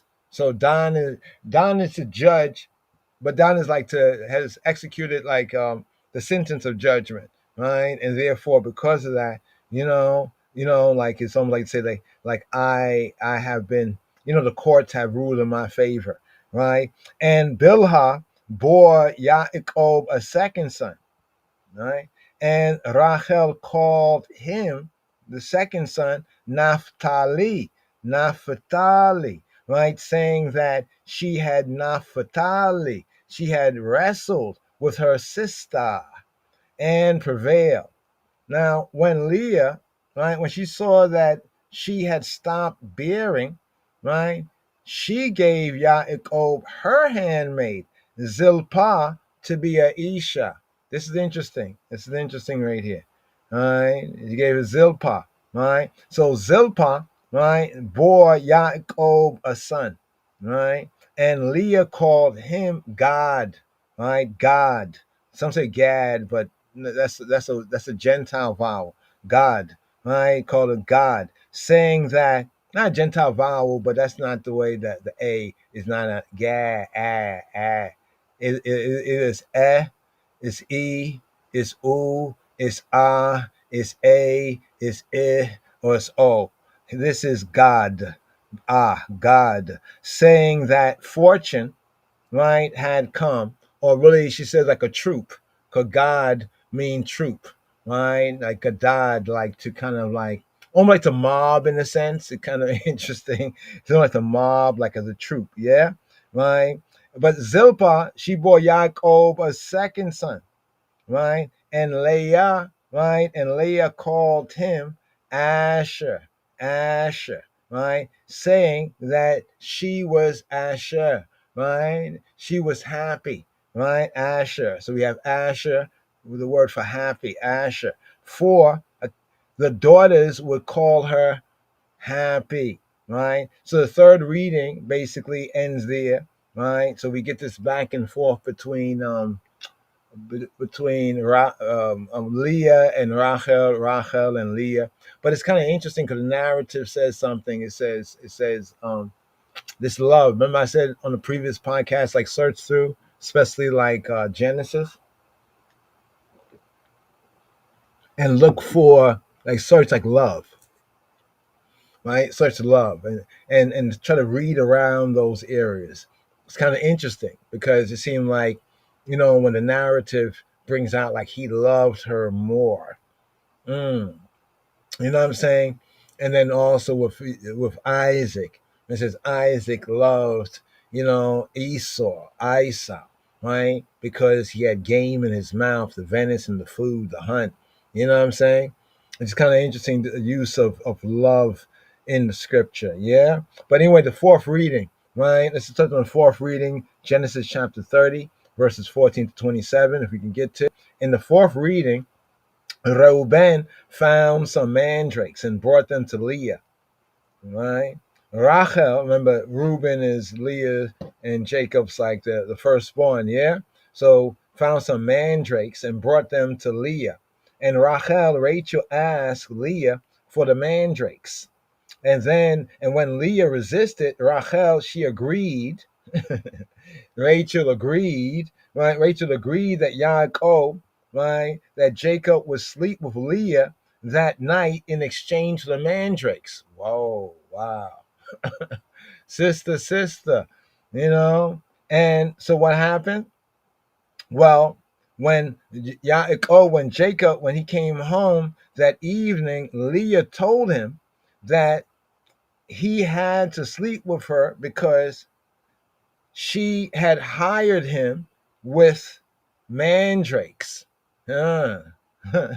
So the wives, Leah, Rachel, Leah, they make this, agreement, because remember, Rachel, she wanted the mandrakes that, Leah, her sister's firstborn son, had gotten, right? And so Rachel says, okay, hey, let me have these mandrakes, and you know what? Tonight, and there's no protestation. Now, Jacob comes in from the field, and Leah tells him this, and he did, right? So Elohim heeded to Leah. Elohim heeded to Leah, and she conceived. And boy, it's kind of interesting because how the scripture reads, right? So even though these transactions are going on, right?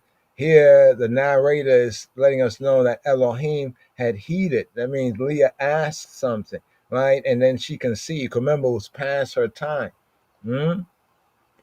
She saw that she had stopped, giving birth. And so she, did what her sister did. But this time now, Elohim heeds Leah, right? And she conceived and bore Yaakov a fifth son. It's almost like, in a sense, like Leah, after she stopped, bearing children, she had to almost like get permission. It's kind of interesting, the dynamics of their relationship. Yeah, right. So the fifth son is born. She bore Yaakov a fifth son and called him Yissachar.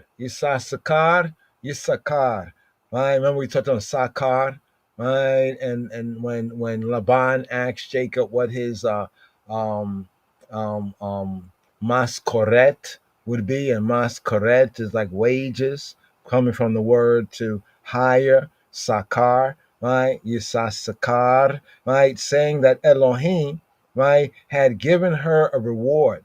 Mm-hmm. Or in the translation, some translation had given her hire, right? Because of her sons. You remember the sons mandrakes. You remember the whole thing with Rachel, right? So Leah bore Yaakov a sixth son.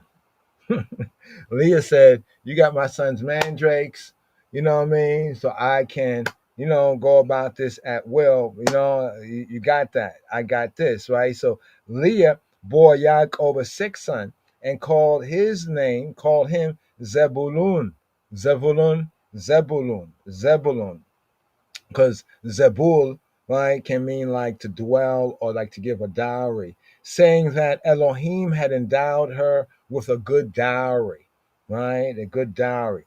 And after that, right, Leah bore a daughter and called her name Dinah, right? Elohim heeded Rachel, right, and she conceived, right, and bore a son. So also Elohim heeded to Rachel, right? Now Rachel now gives birth directly and not through the ancient surrogacy, so to speak, right? So Elohim heeded Rachel, and she conceives and bore a son and called him Yosef, called him Yosef, invoking that Elohim to add, because Yosef come from Yasaf, to do again, to repeat, to do again, or to increase, to add. It has a sense of to add, Yasaf, right? To add another son. Interesting that when Elohim heeded Rachel, she took that opportunity, of course, right, to bring forth Yosef, but to name him Yosef, almost like on condition that a future one, right, to be born. Yeah. So then Yaakov, it's at that time that Jacob, he asked Laban to allow him his wives, right, his wives and his children and his children, his sons, his children, right, to return to his own country, right? Laban conceded and blessed him for Jacob's sake, right? Blessed him for Jacob's sake, right? And the fourth reading ends right there. But it's not over. You think like at that episode, the episode ending there, you think, okay, so that's all over. You know what I mean? He's on his way, not just yet, right? Because Laban says something. I don't know if it's in this Torah reading and feeding, but he says something. He says that he had learned by experience, right, that Yahweh had blessed him, blessed Laban because of Jacob. Like we said, Jacob, it brings out the sense that he was good at husbandry, with the animals, you know what I mean? And cause, his his uncle's his uncle's cattle and sheep to increase. All right. So right here, Shema Yisrael. Let's just touch on this right here. Whoa. Here we go. Shema Yisrael. Hear this.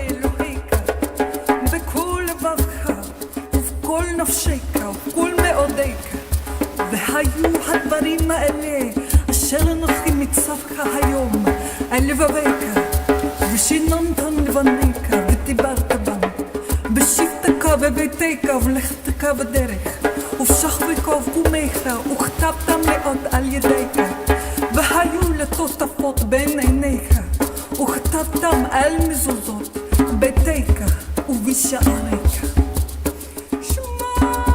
Know of a surety that thy seed will be a stranger in a land that is not theirs, and they shall enslave and oppress them for 400 years. In the fourth and in the last generation, yes, you shall journey into captivity a second time in ships, because you have rejected his instructions.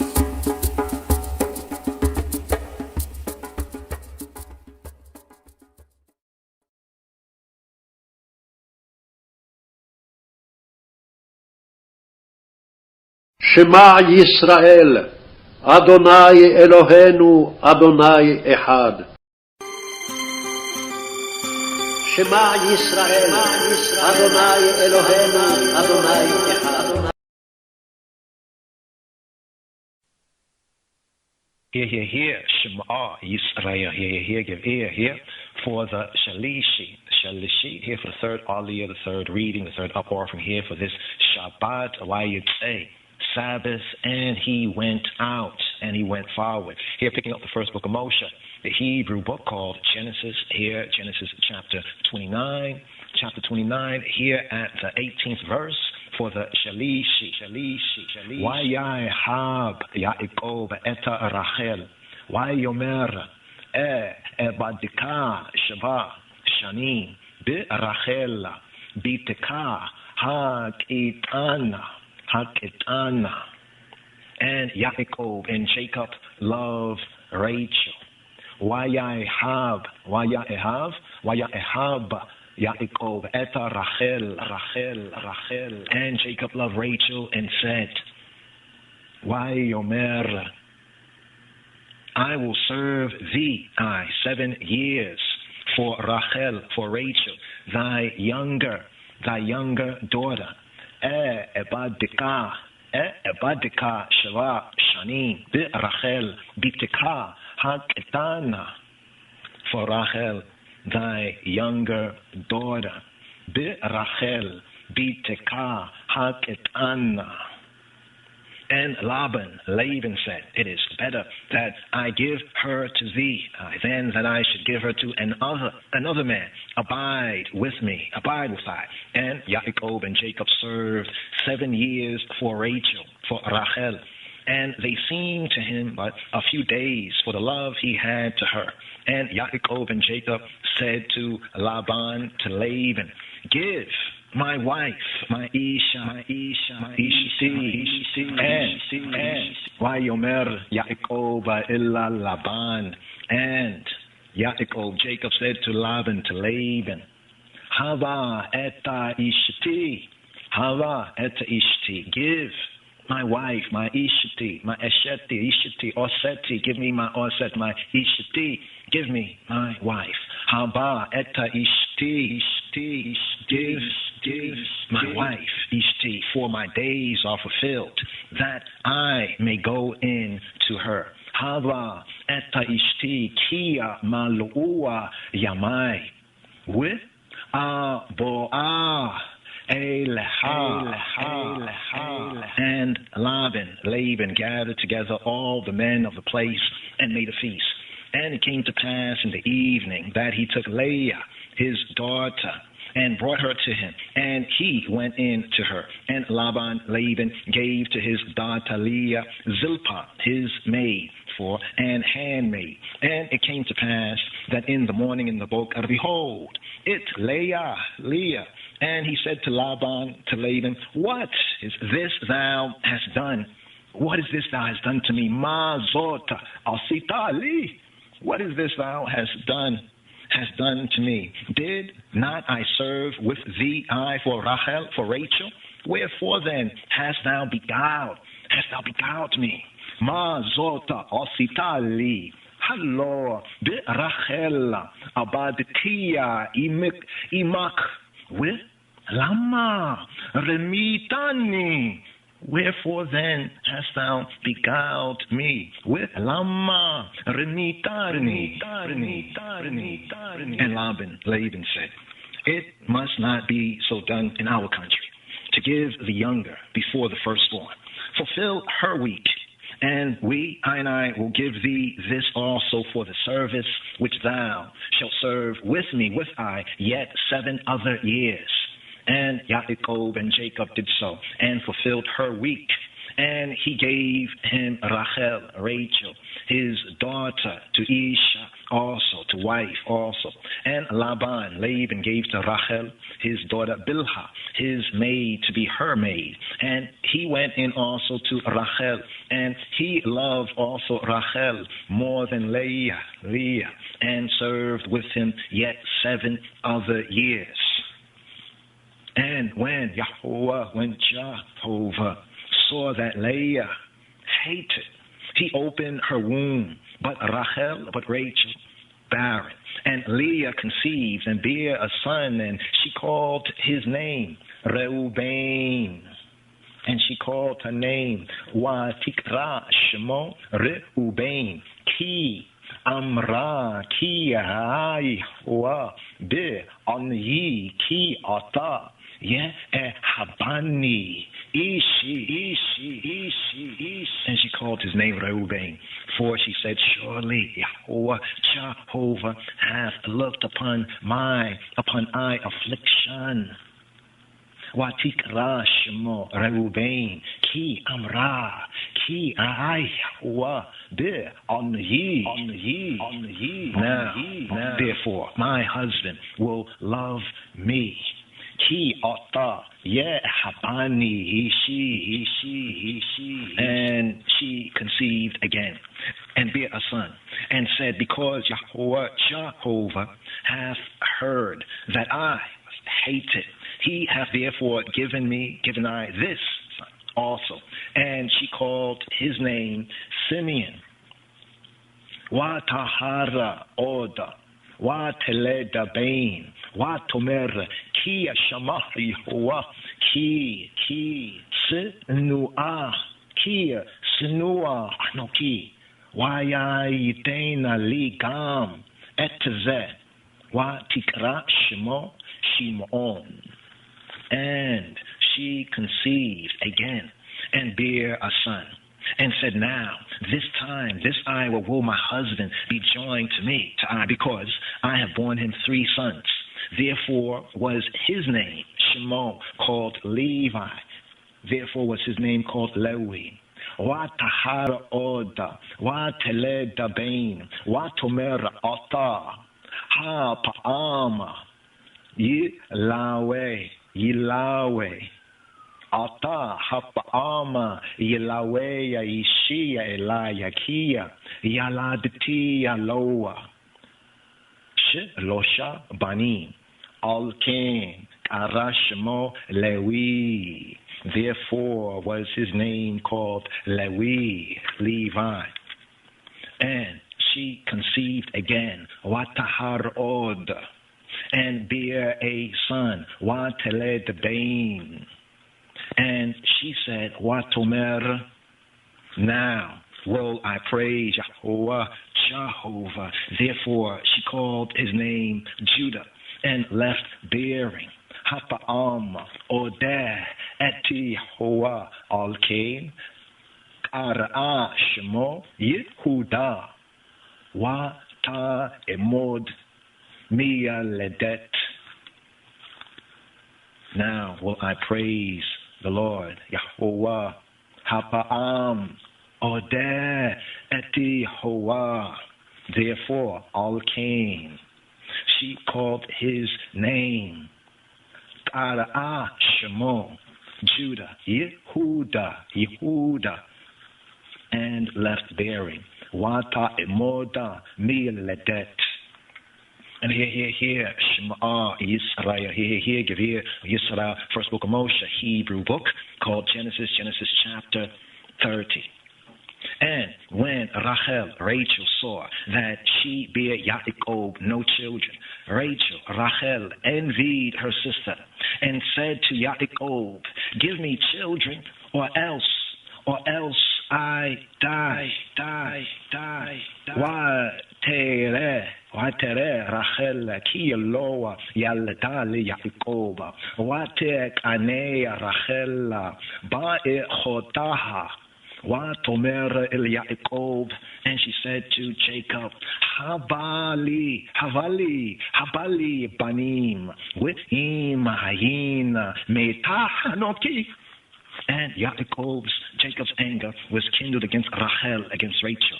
And he said, I in Elohim's stead? Am I in Elohim's stead? The true God's stead? Who has withheld from thee, the fruit of the womb? Why yichar af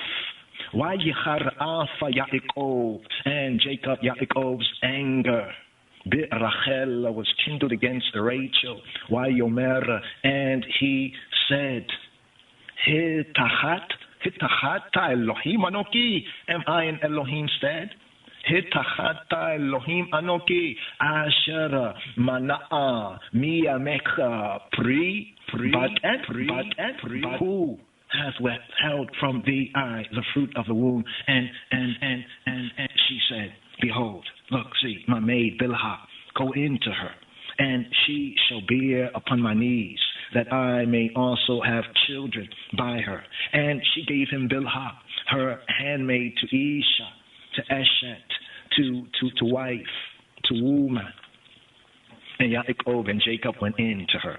And Bilhah conceived, and bare Yaakov, and bare Jacob a son. And Rachel said, Elohim hath judged me, judged I, and have also heard my voice, and have given I a son.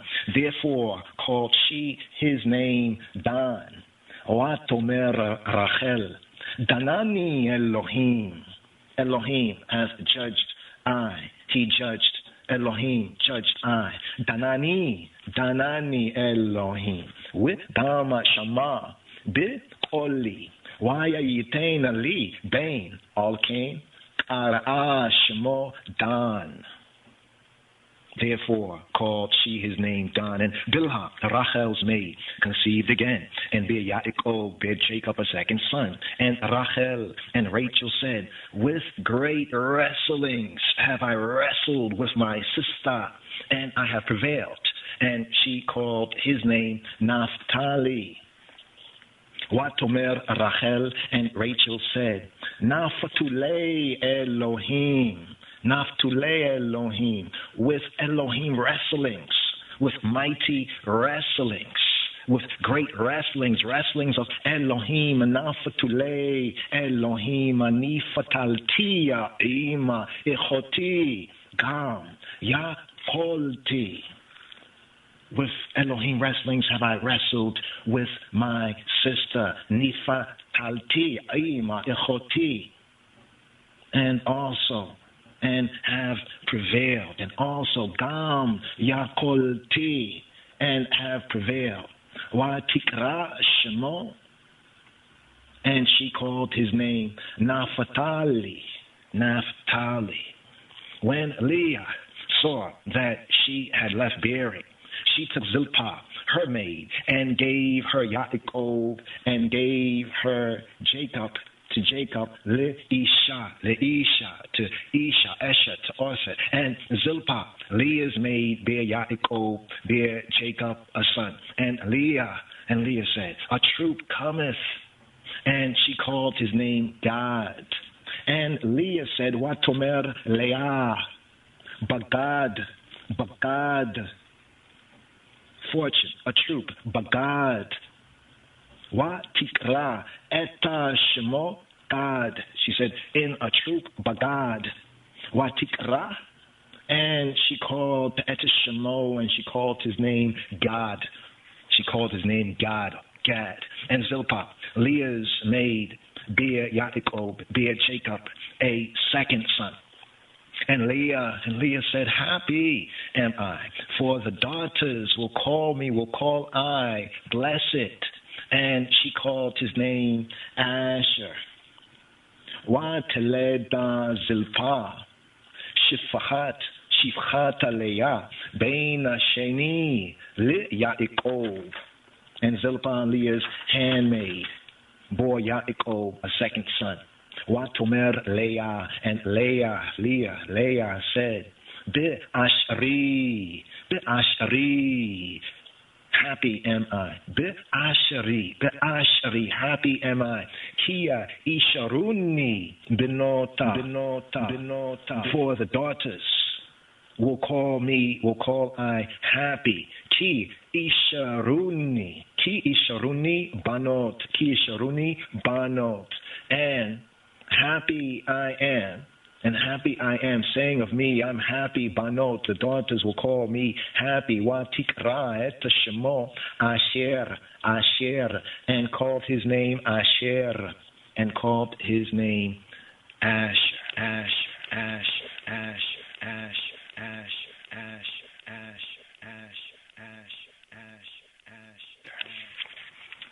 And here, Shema Yisrael, here, for the Revi'i, here for the Revi'i, the fourth Aliyah, the fourth reading, the fourth up-offering, here for this Shabbat Wayyetzei, Sabbath, and he went out, and he went forward. Here, picking up the first book of Moshe, Hebrew book called Genesis chapter 30, here at verse 14, for the Revi'i, here for the fourth Aliyah. Wayeleka Reuven, Biyameya Ketzira Chitim, Waya Yimsa Dudaim, Ba Sadeh, Waya Beya Otama Ella Leia Imo, Watomer Rachela Ella Leia, Tenina li mia dudae benech. And Reuben went in the days of wheat harvest. Wayalecha Reuven bimeya kitzira chitzim. And Reuben went in the days of wheat harvest and found mandrakes in the field. Wayimcha duadaim basade, and brought them to his mother Leah. Wayaveya otama illa Leah imo. Then Rachel said to Leah, "Give me, I pray thee, of thy son's mandrakes." Watomer Rachel illa Leah Tnina li mi du dae benech. Tnina li, give to me, mia du dae benech. Give to me, I pray thee. Tnina li, give to me, I pray thee, of thy son's mandrakes, mia du dae benech. And she said to her, "Is it a small matter that thou hast taken my husband? And wouldest thou take away my son's mandrakes also?" And Rachel said, "Therefore he shall lie with thee tonight for thy son's mandrakes." And Yaakov and Jacob came out of the field in the evening. And Leah went out to meet him and said, "Thou must come in to me. I must come into I, for surely I have hired thee with my son's mandrakes." And he lay with her that night. And Elohim, the true good, the true God, and Elohim hearkened to Leah, and Elohim hearkened to Leah. Wayishma'a Elohim illa Leah. And she conceived, and bare Yaakov, and bare Jacob a fifth son.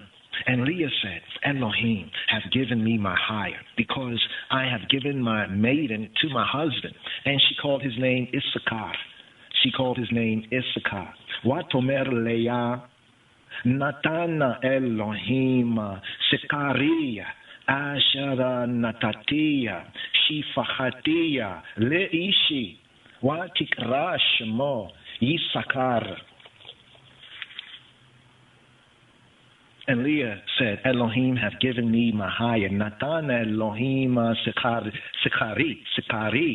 have given me Sekari, have given me my hire, because I have given my maiden to my husband. Asher Natatia Shifachatia Le Ishi, to my man, to my husband." And she called his name Yisakar. Watikra Shemo Yisachar. And Leah conceived again, and bare Yaakov, and bare Jacob a sixth son. And Leah said, "Elohim hath endued me with a good dowry. Now will my husband Ishi dwell with me, because I have borne him 6 sons." And she called his name Zebulun. Watahar o Dalea, Wateleda Beina Shishia Le Yaakov. And Leah conceived again and bore Shishi, Bain Shishi, a 6th son, Le Yaakov. Watomer Leah, Zebadani Elohim. He dwelt, Elohim has dwelt me, endowed me with a good dowry. Zebadani Elohim, Otia, Zevedat Ova, Hapa'am, Yizabeleni Ishi, Kia, Yaladia Loa, Shisha Banim, Watikra et Shemo, Zebulun. And she called his name Zebulun. And afterward she bare a daughter, and called her name Dina. With Achar Yalda Bat, Wa Tikra Eta Shemaha Dina. And Elohim remembered Rachel, and Elohim hearkened to her, and opened her womb, her matrix, and she conceived, and bare a son, and said, Elohim have taken away my reproach. Wa Tomer Asaf Elohim. Gathering together, Elohim have taken away. Asaf Elohim Eta Kharapati. Have gathered together, taken away, gathered together my reproach. Asaf Elohim Eta Kharapati. And she called his name Yosef. Watikra Eta Shemo Yosef. Saying, Yahweh Jehovah, saying, Jehovah shall add to me, to I, another son. Lemor Yosef Yahuwah li Bein Acher. Jehovah shall add to me another son. And it came to pass when Rachel had born Joseph, that Yaakov said to Laban, Send I away, that I may go to mine own place and to my country. Give my wives and my children, for whom I have served thee, and let me go, for thou knowest my service, which I have done thee, for the eye knowest my service, which I have done thee. And Laban said to him, I pray thee, if I have found favor in thine eyes, tarry. I have learned by experience that Jehovah hath blessed me for thy sake. I have learned by experience that Jehovah, Waya Barakeni Hoa, Bi Gelaleka. I have learned by experience that Jehovah hath blessed me for your sake, for the eye's sake, for the eye's sake, for the eye's sake, for the eye's sake, for the eye's sake, for the eye's sake, for the eye's sake, for the eye's sake.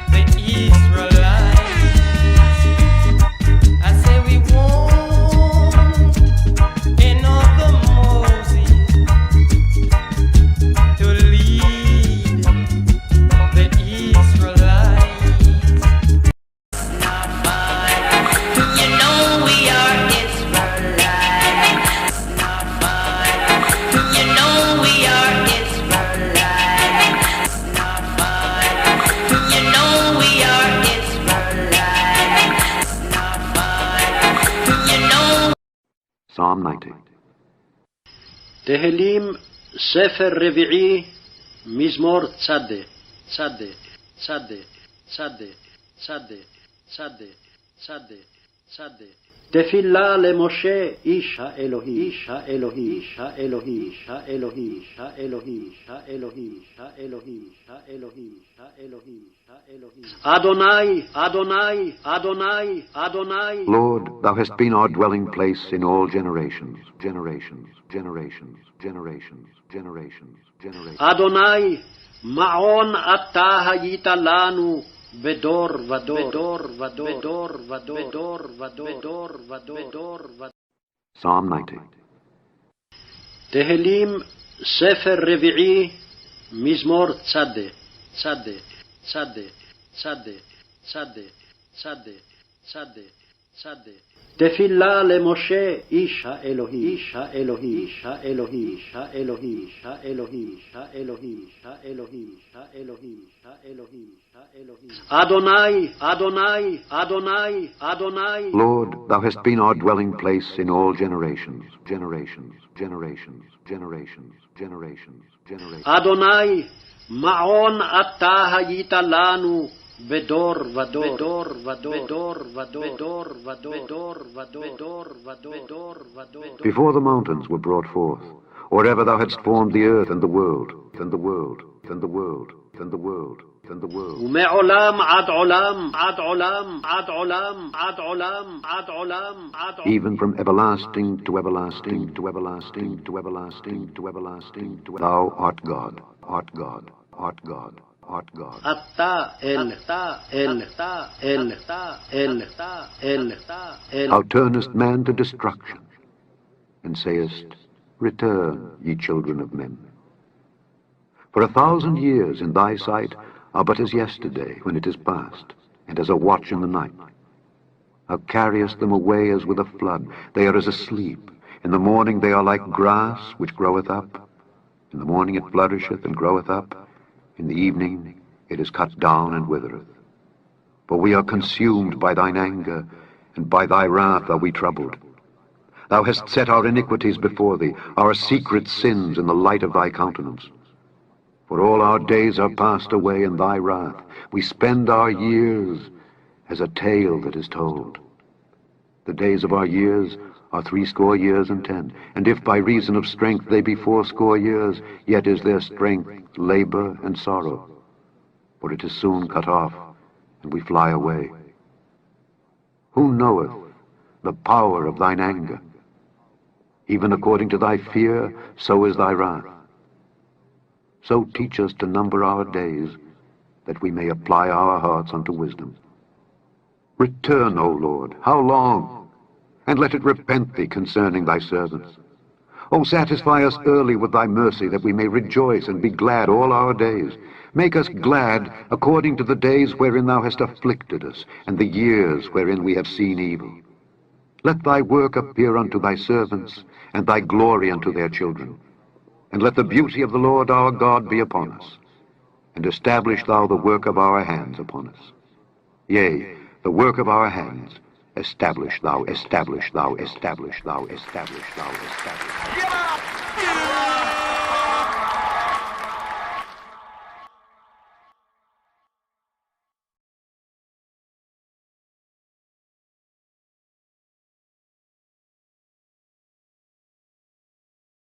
Establish thou the work of our hands, the good works of our hands. Yes, here, Mizmor Tzadai. Tzadai, Mizmor Tzadai, Mizmor Tzadai. Psalm 90, the 90th Psalm right here. Here we have like a fragment, a relic from the past. Here we have beginning book 4 in the book of Psalms, beginning book 4 right here. Psalms 90 to Psalm 106, the fourth book of the Psalter, the Sefer Tehillim. Here we have Mizmor Tzadai, speaking to man's brevity, and Elohim, Yahweh Eloheinu's his eternity. Man's brevity, like man's shortness of time, and and Elohim's eternity, right? Also here the life of the Son of Man, man and the Son of Man's temporariness, and Elohim's eternalness. Psalm 90, a prayer of Moshe, taking refuge in the loving kindness, the attribute of Yahweh Eloheinu Chesed, of the Eternal One, under the wrathful judgment of death. Now, here we have the fourth book of the Psalms, the fourth book of the Psalms. So let's get right in it right here. Here's some of the K&D notes. We have some hard copy notes we like to share right here. But the key thing about this psalm right here is that we have in the opening superscription, it reads, Tefillah leMoshe ish haElohim. Tefillah leMoshe. Tefillah, prayer. Tefillah of Moses. LeMoshe, Ish, man, Ha Elohim, the man of the true good, the true God, Ish Ha Elohim. So here, this often some have called this one of the finest psalms, right? One of the finest hymns in the English language. One writer, poet, or scholar of some measure, Isaac Watts, right? And he had a psalm that was inspired, "O God, our help in ages past." This was inspired by Isaac Watts, who called this psalm here, Psalm 90, one of the finest hymns, according to like the King James KJV translation, in the English language. And he did a tune based on this psalm, "O God, our help in ages past." In sublime language, right? Very refined language. And something about this psalm here really does ring with Moshe. Moses, I think we touched on it even when we got into Song of Moses as well. It dwells upon the transitory, changeable character of man, the human being, Adam, and the son of Adam, man and the son of man's existence. However, it's not so much pessimistic, it's looking at, man is here for a short time, but not so much pessimistically. If life is brief, is short, right, the moments should be precious and must not be wasted in vain pursuits. The swift passing of man's moments and his stay upon the earthly plane would render it meaningless and purposeless were it not that Yahweh Eloheinu, Elohim, is eternal, everlasting, ever living, ever faithful, ever sure, and in him is man, the human being's abiding dwelling place. Now, there's something interesting Torah-wise as well. We have attributes of Yahweh Eloheinu. Chesed, loving kindness, is one of them, a significant one. In Exodus chapter 34, when Moshe seeks to know, right, Yahweh. He says, cause me to shew me yourself, cause me to know you. Yahweh reveals what we call the 13 attributes of mercy, right? And then as we understand those attributes of who he be, Yahweh, he who be, well, who he be, through those attributes and also through the testimonies of scriptures, and even more so, in living life, in the life of the King of Kings Christ, just living it out, we should hopefully have testimony of it, So both in the scripts, the revealed revelation of Yahweh, right, the self-revealing Elohim, we have here a prayer of Moses. And it's important that we emphasize that what we have here in Psalm 90 is a prayer of Moshe, right? It's important because then we have to put everything else in context to Moses' time here, right? Based on this psalm, right? So the swift passing of time, but in Elohim is man's dwelling place. You see, so we see the attributes, who he be, right? The merciful, the kind, the judge, the almighty, all the attributes. We can, be here for a moment, but those 13 are the key ones in Exodus chapter 34. One of them is, and it comes out even in the Torah portion with Yaakov, with Jacob, the patriarch Jacob. He said he did not know that Yahweh was in this place. And in Hebrew, we call like a place, to say a place, a spot, like a standing place, literally, but a place is a makom, makom. And this is a little bit of a reasonment, but just to kind of lay a foundation that he who be, who he be, he is the place. As it says that the name, when it says the name of Yahweh, right, is like a refuge, and the righteous run into it.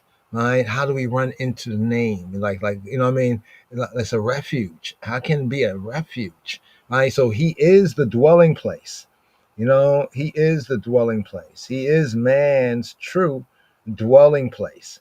So the psalm, right, is entitled the prayer of Moses. The proper title is Tefillah le Moshe, right? A tefillah of Moses, right? Let's bring this out here on the screen again, right here.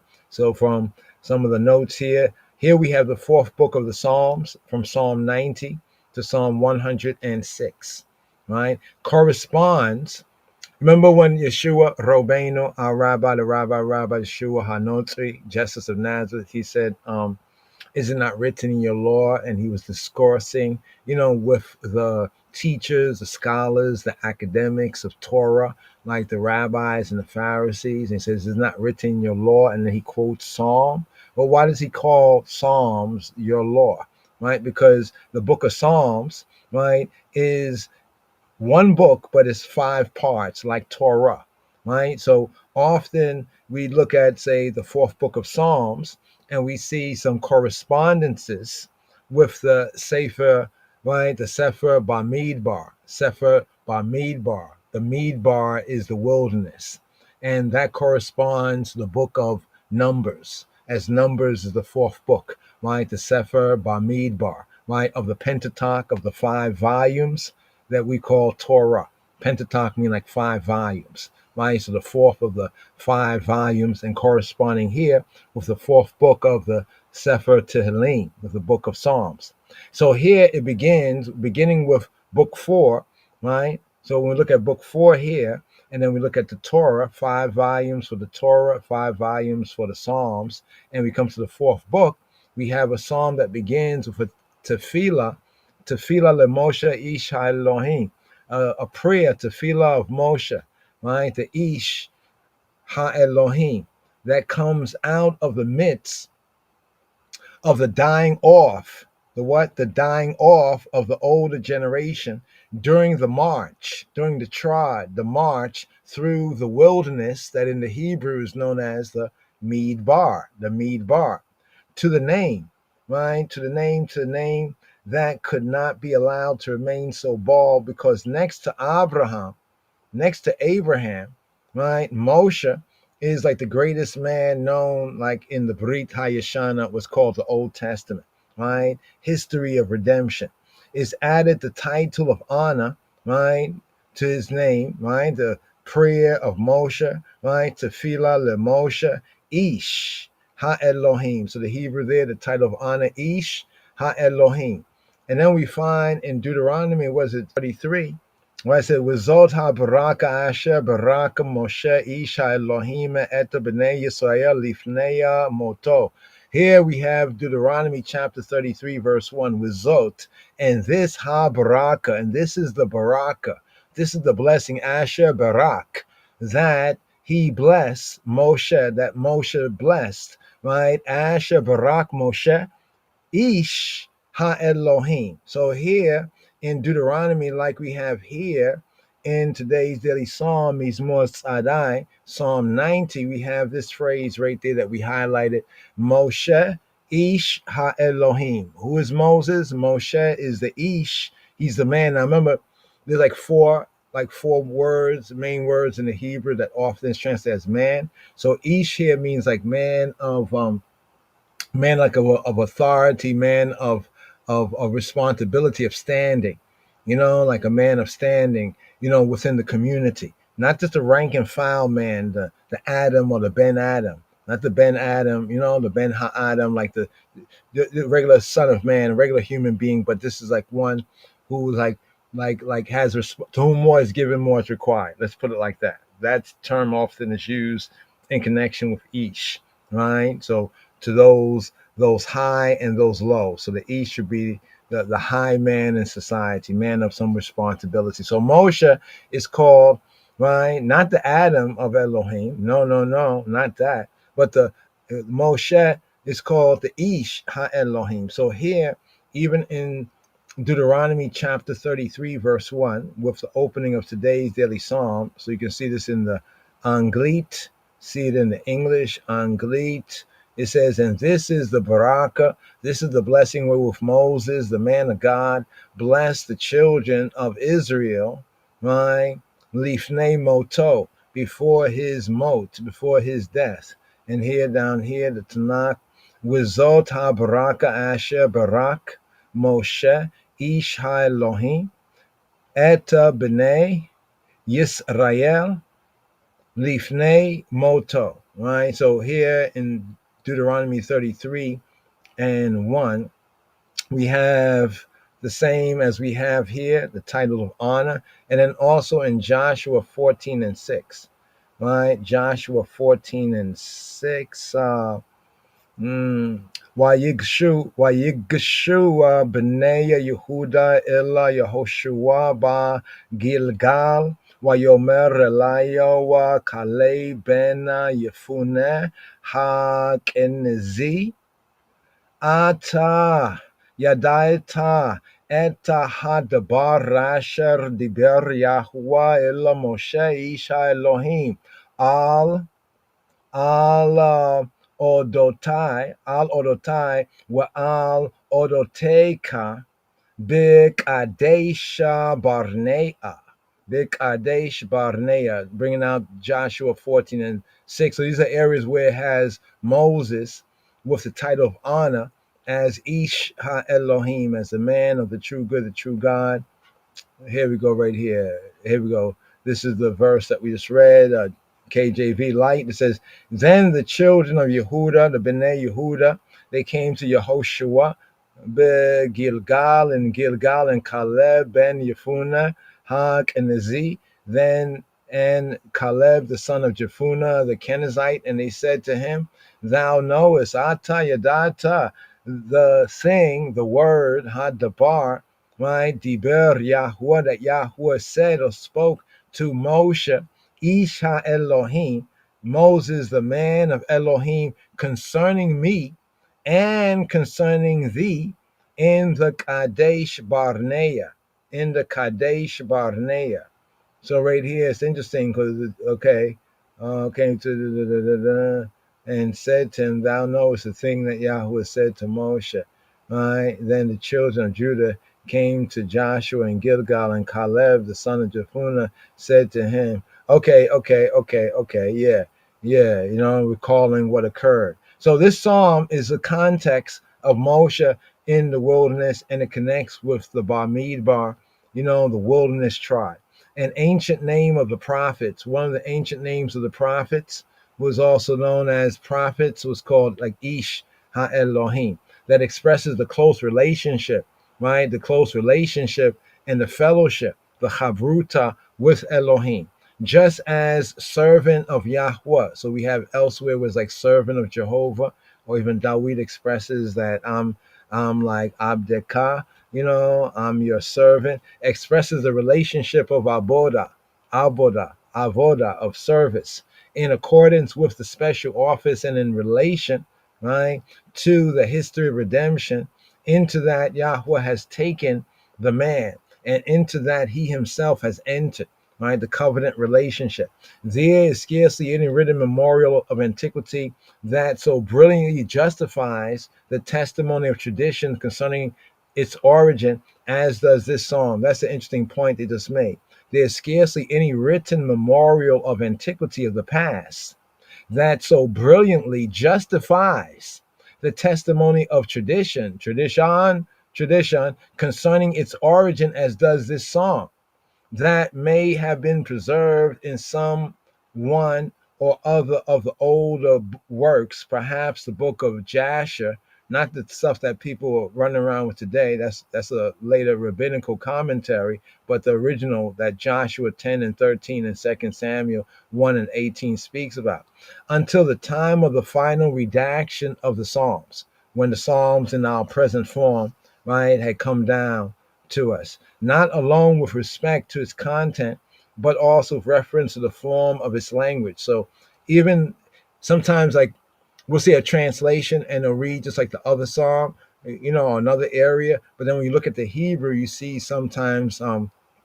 archaic, you see older kind of expressions, and you can tell even from the type of language that's used in this psalm. And then we study it with other areas of scripture.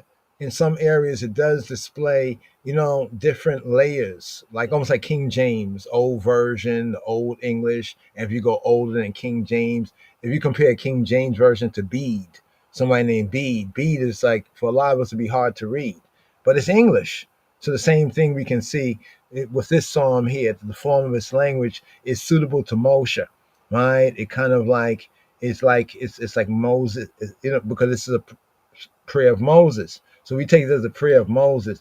Some, may have differences of opinion, but we're not going to go all into that, and not going to go much more into this so much right here.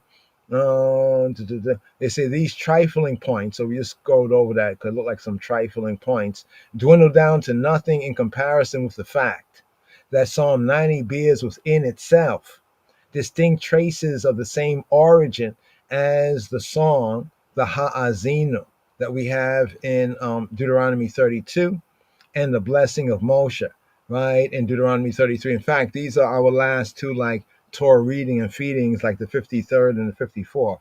Ha'azinu, Deuteronomy 32, and Wizot HaBaraka, and this is the blessing in Deuteronomy 33.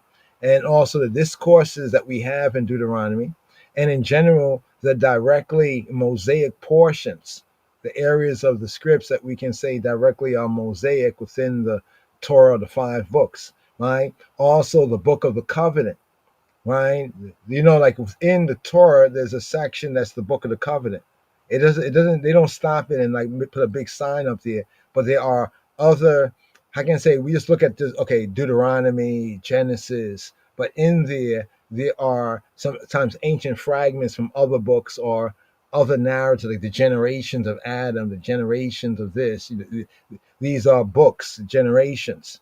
The people had to live for an amount of time before one could compile those generations. Check, right? So that we have the book of the covenant together with the Decalogue, right? So the book of the covenant picks up with like Exodus chapter 19, and then the Decalogue, the 10 words, falsely called the 10 commandments, is in the next chapter, Exodus chapter 20, and Deuteronomy, with exception of its supplement. There are parts in Deuteronomy, like people say, well, how did Moses write about his death? You know what I mean? Well, those are supplements, because remember, things were passed into the hands of Yehoshua, right, as well as the Levites, who were the custodians of the scrolls and the scripts, are regarded by us on very good grounds as the largest originally Mosaic constituent parts of the Pentateuch. The book of Deuteronomy it says, Torat Moshe in its preeminence. So the words there is a Torah of Moses. Because remember, Deuteronomy basically is Moses giving his, like, kind of like a farewell address, but in that farewell address, he's like narrating to the children of the Exodus generation that came out but did not go into the promised land, but wandered to death in the wilderness. Now he is giving instruction to their children, with the hope, of course, that they would do better than their fathers. All right. So hopefully all of this kind of helps to put this psalm into its true context. Because what's the context of this particular psalm right here? In addition to it being a prayer of the man of Elohim, Moshe, the man of Elohim, right? The psalm is entitled A Prayer of Moses, right? As we mentioned, the similarity of thought and language to Deuteronomy chapter 33 is very noticeable, both in the translation, but even more so Hebraically, right? It's almost like somebody who writes in a certain way and articulates, and then you see something over here, you'd be like, wow, something else they're saying. You can recognize the sayer by the way they use language, right? So we see that as well with Deuteronomy 33, right? Some commentators, right, they defend the traditional authorship. The traditional authorship, as we have here, is a prayer of Moshe, right? the man of Elohim. The characteristic Mosaic tone is a particular tone, right, that's used, is regarded, right, in regarding the wages of sin as death. So even in this psalm is the basic principle that we have even in the Brit Chadasha of the wages or rewards of sin, right? The massive simplicity. So also we have to note the simplicity, right, of articulating certain points, the simplicity and the entire absence of dependence on other parts of the psalter. Sometimes we can tell that certain psalms were like original Davidic psalms, and we can see, well, this psalm is a later psalm, but it borrowed generously from the earlier Davidic psalms. But the thing about this psalm, it does not, you say have dependence on any other part of the psalter. It's kind of unique in its language here. It's like a book of praises and prayers were compiled in songs. This is what the book of Psalms is, and this is a good example, right here, right? And this separates this psalm from almost all the other, right, psalms of the fourth book. So even in this fourth book, from Psalm 90 to Psalm 106, this psalm, it stands out when you study it as being unique in the fourth book. So all of that is strongly favorable to the correctness of the superscription. Tefillah leMoshe ish Elohim, a prayer of Moses, the man of the true good, the true God, right, of Elohim, right? That separate this psalm from the other psalms of the fourth book, right, based on the superscription. Furthermore, when we look at the section of verses, namely verses 7 to 12, right? Verses 7 to 12 is distinctly historical, right? Is distinctly historical and is best understood as referring not to humanity in general, not to like human beings in general, but to Yisrael and to the Beta Israelites, right, in particular. Right now, those verses, take note, verses 7 to 12, right? 7 to 12, where it says, the days of our years, 80 years and 10, by reason of strength, 80. Like people say, well, there it says our days are 70 years, or if we're really strong, the 80 years. But this is a historical part in the prayer of Moshe. And this is reflecting what Moses was witnessing in those 40 years when the Exodus generation were dying off in the wilderness and their children were, you could say, coming up, growing up.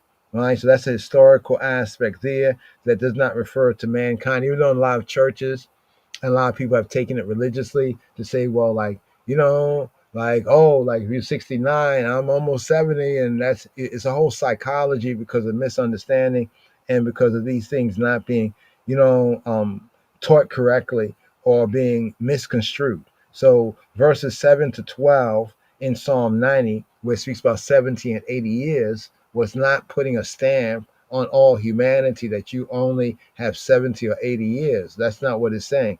It was saying to the generation that came out of Mizraim and were found unworthy to enter into the land, that basically had to dig graves for themselves, as we say. They had to dig graves for themselves in the wilderness. So no period, right, is so likely to have suggested such a state of mind, a state of thought, a strain of thought, right, as when the penalty of sin, right, especially the Israelites in the wilderness, right, was laid upon the people. Remember the Israelites in the wilderness, and they were condemned to find and to dig graves for themselves in the Midbar.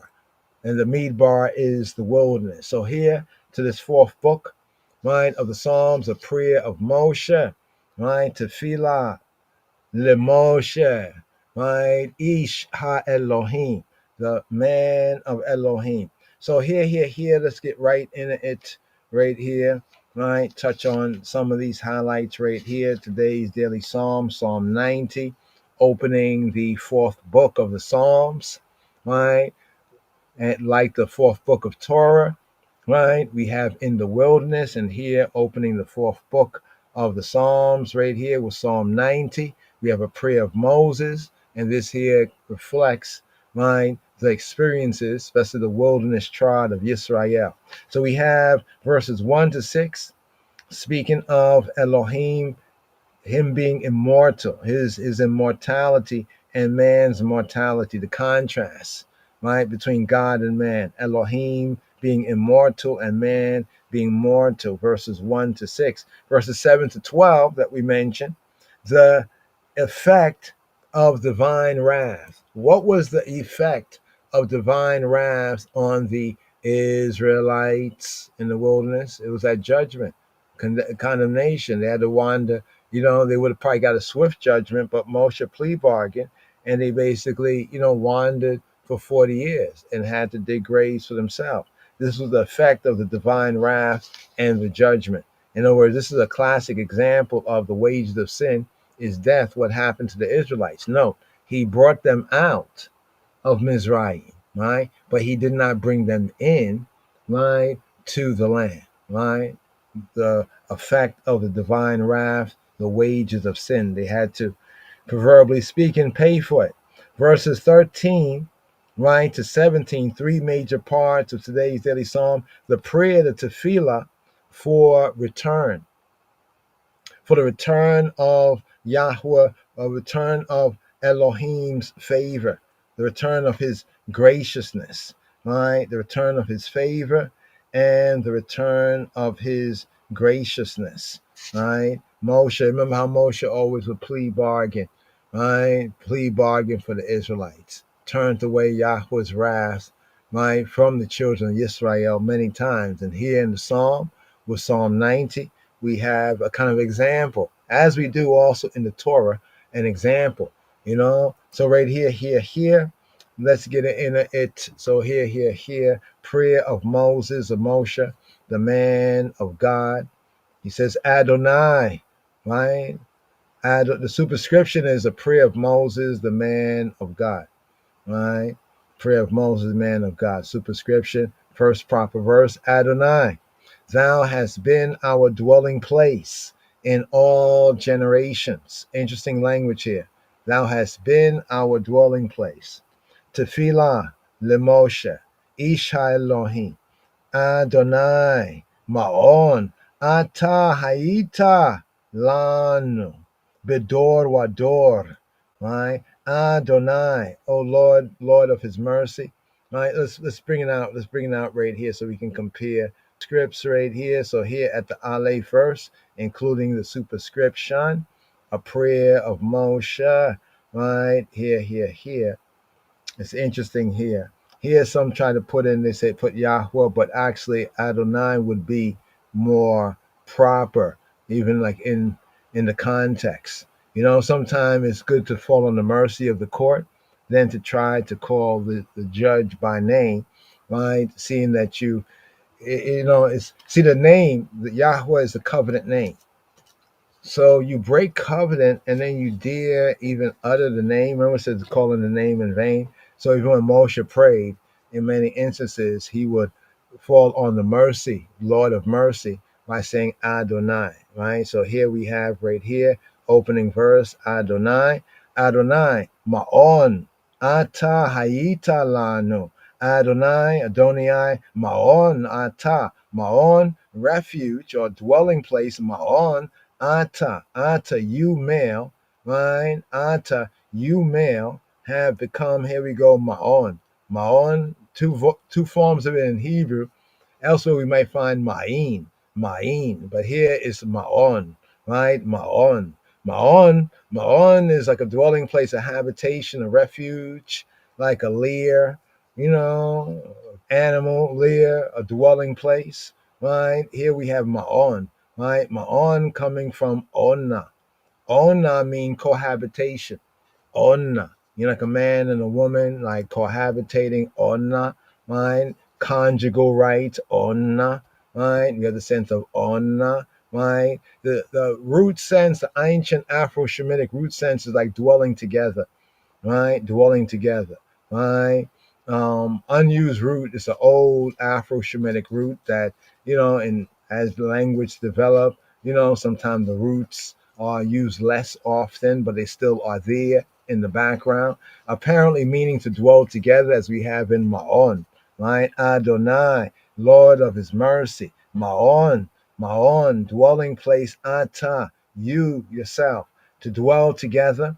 Now, yeah, it says cohabitation, even in the sexual sense, the duty of marriage. But you remember that elsewhere in the prophets, right, we learn that even the covenant, right, like a marriage is a covenant, right? And later on to the prophets, Israel, even the man are accused, right, and convicted of being like an unfaithful wife.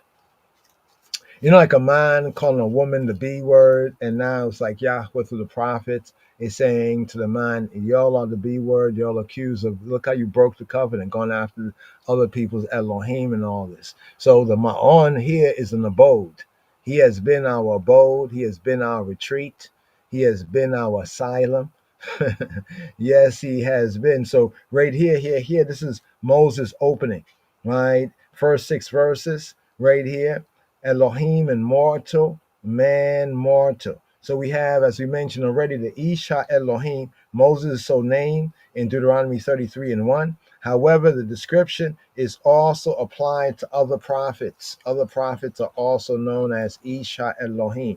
He has been our Ma'on, Ma'on. Adonai, Ma'on Ata. He has been our dwelling, our habitation, our shelter from the stormy blast. A classic English tune that was based on the King James translation of this.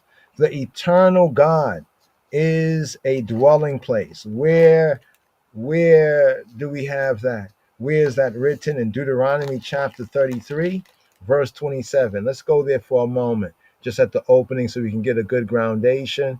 33, Deuteronomy 33, 33:27. Here we go. 33:27. Let's get the verse right here. KJV up front. The eternal God, refuge. All right, the italicized words not there. Remember, principal points of order. The italicized words, you could read them, but in the Hebrew, to get the raw, to get the real sense, you know, these italicizations are not found, right? The eternal God, refuge. So more the force of the Hebrews, like the eternal God, refuge. Right? The eternal God, refuge. Right? In other words, he is refuge. Right? And underneath, the everlasting arms. And where underneath? Everlasting, eternal arms. He shall thrust out the enemy before thee and shall say, destroy. The word says destroy them, but in the Hebrew, he just say destroy. We know what he's talking about. You should know what he's talking about. Destroy. Right? Destroy, destroy. Right? Them? No, them. Uckum. Right? Destroy, destroy. Let's get the Hebrew right here. Right? Like in military, commands are simple. Right? Destroy, destroy. You mean destroy them? What kind of soldier are you? Anyway, here it says, Me'ona Elohim Kedem. Me'ona, dwelling place. Me'ona Elohei Kedem. Here we go. Me'ona Elohei Kedem. Elohei Kedem. Right? The Elohim of the Kedem. Right? You say Kedemawi, Kedemawi. But here we have when it says that the everlasting, the eternal, connected with this psalm here, the prayer of Moses, Psalm 90, we have the Kedem. He is the Elohim of the Kedem, right? The Elohim of the Kedem. This is the Hebrew right here. It says the eternal. You see the eternal? We have Kedem. Kedem. How is Kedem eternal? Kedemawi. How is, right, Kedem, right? How is Kedem eternal, right?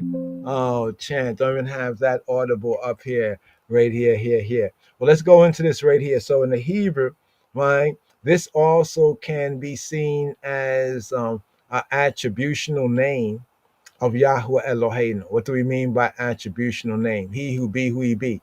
Well, who he be, right? Who we seek him to be, right? Who we acknowledge in word, sound, and power him to be, right? Even in, we can say, the present moment, upon the moment of articulation.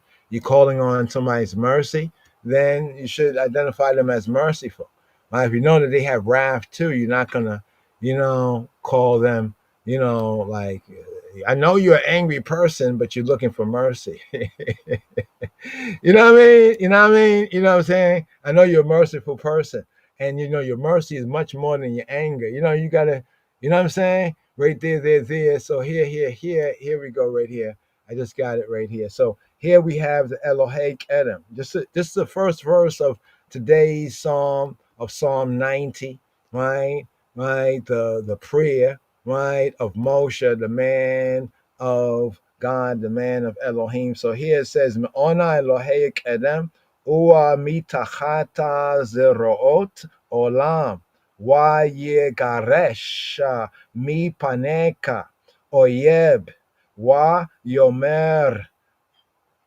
Hashmade, Wayomer, and he says Hashmade. Hashmade is a command to Shamad. Shamad is to destroy. It's like extermination ord, right? To destroy, to annihilate, right? So notice how this connects with our psalm here. Psalm 90, Mizmor Tzadai, right? Adonai, thou hast been our dwelling place in all generations. Adonai Ma'on Ata Hayita Lanu Bedor Wador. And here, compared to Moshe in Psalm 33, well, when I say Psalm 33, Moses in Deuteronomy 33, but it is a song, remember the song of Moses? He says Me'ona.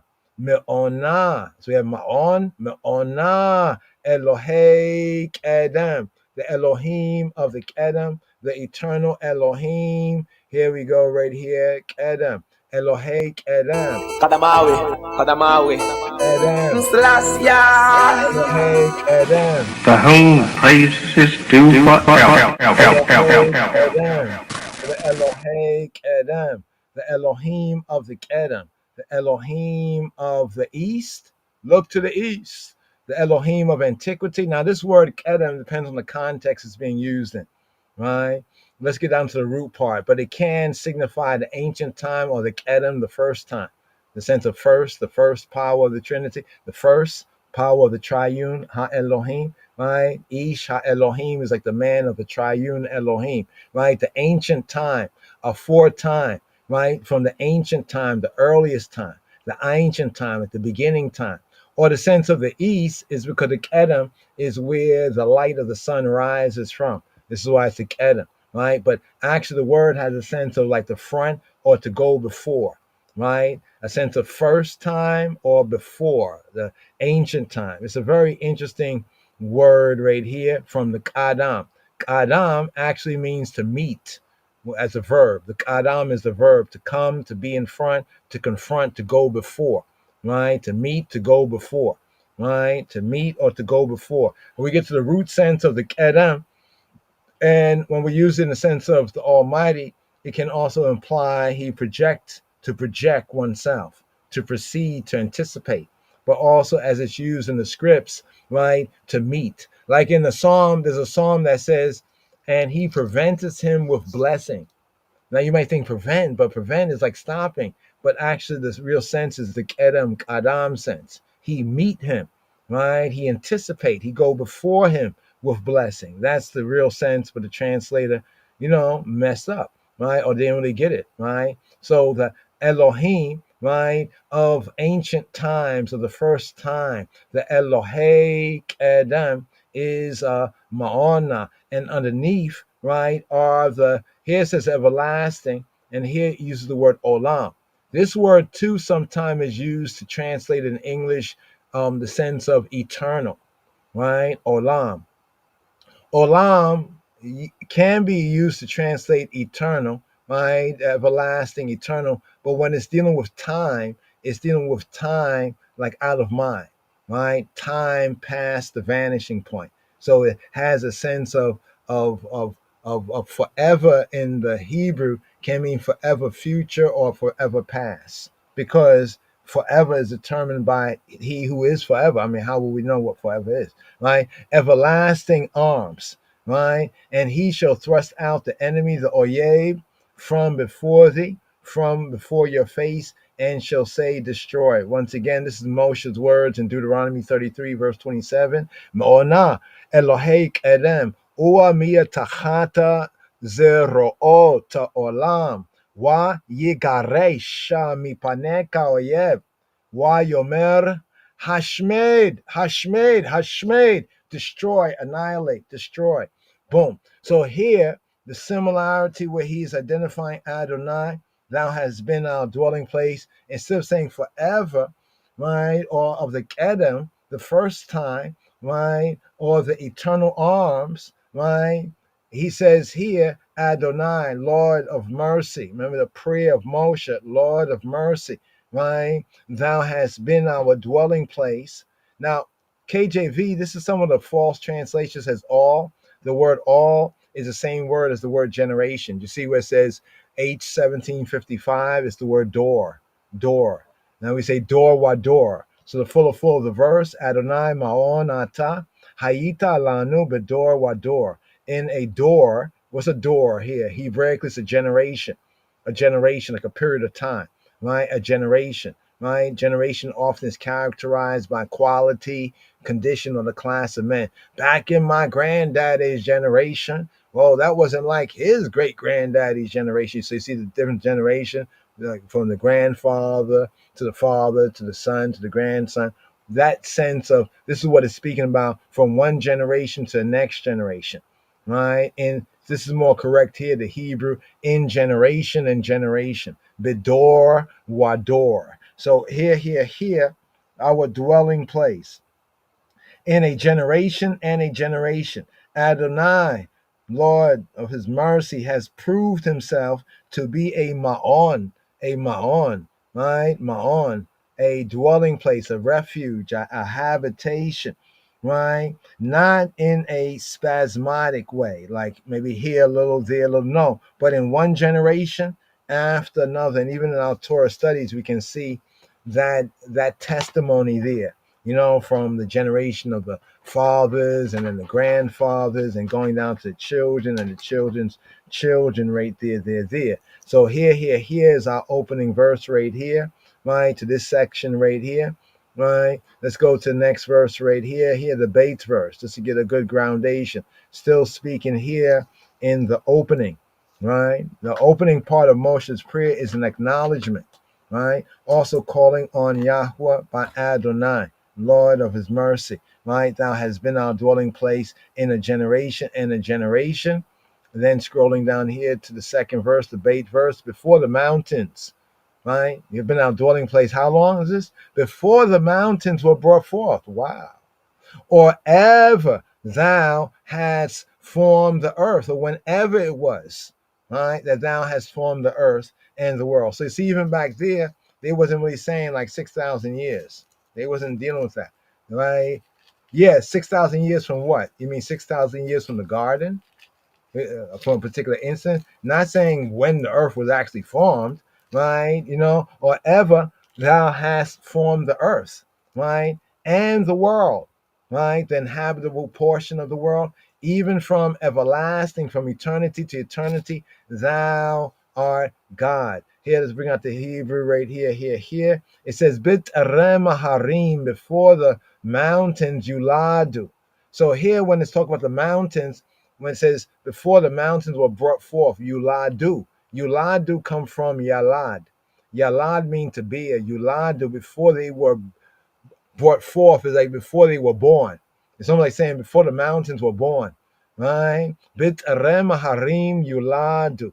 Before the Harim, the Har mountain, Harim mountain, Bit Arem, before Bit Arem, Harim Yuladu, Wa Te Cholela Eretz, and before you Techolel, right? Before you Chul, before you put your sacred geometry,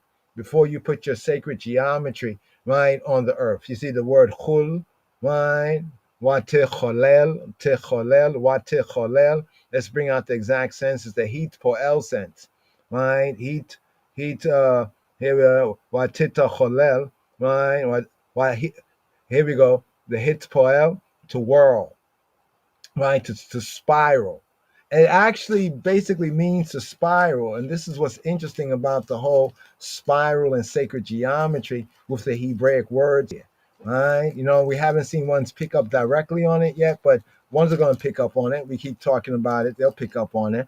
All right. Remember where you heard it first, like the sacred geometry, the world, the that spiral. This is like saying the spiral, right? But at the same time, this word has a twofold sense. It's to rise, like to twist, to turn, right? Like in labor, right? But also it has a sense to like make a spiral, right? You know, to make a spiral. You see what it says right here? Properly to twist or to whirl in a circular or spiral manner. And that also seems, from observing the creation of Yahweh, that seems to be one of his fingerprints, right? You know, who done it, who created it. And here we could go into the word and we can make that connection. Is what is brought out right here when it says, or ever thou didst form. This is not the usual word for form, the yatzar word, but it's actually the chul and chil word, as we have here, wa te cholel, and before you know, formed up, you know what I mean, the eretz, wa te cholel eretz. You know, next time we do this, if we recall, you definitely have to have some pictures of the sacred geometric, you know, the spiral, you know, and seeing how the spiral, we find it throughout creation.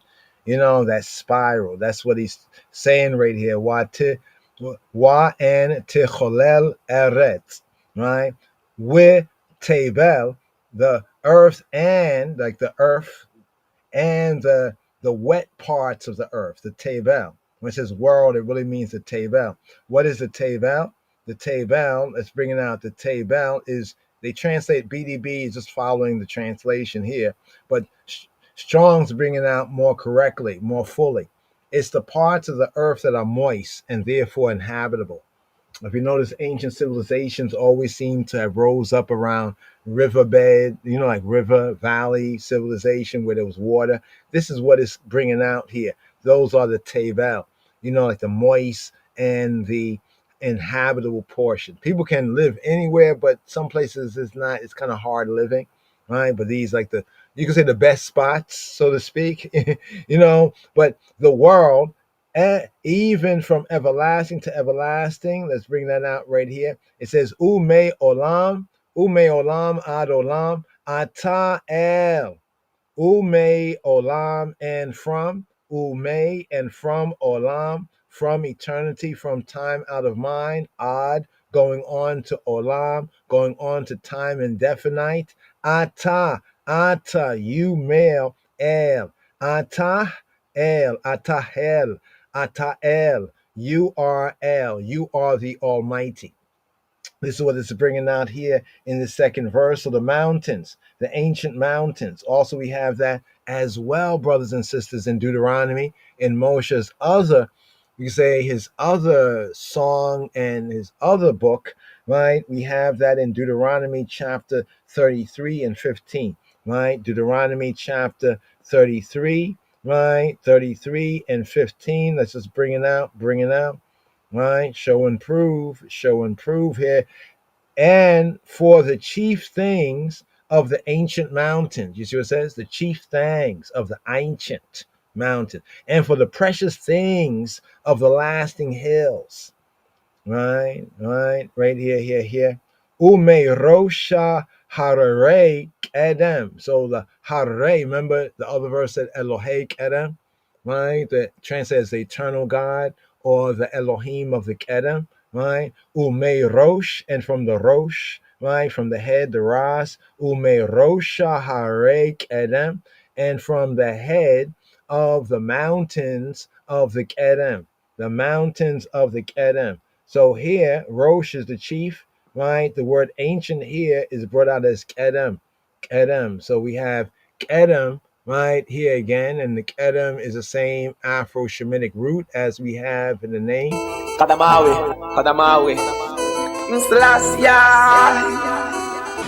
For whom praise is due forever.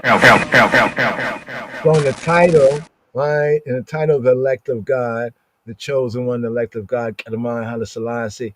We often say, people say Haile Selassie I, but the I is really the Kedamawi, and the Kedamawi is related to the Afro-Shemitic root from what we have even here Hebraically, right, as the Kedem, right? So notice how the Kedem, right, and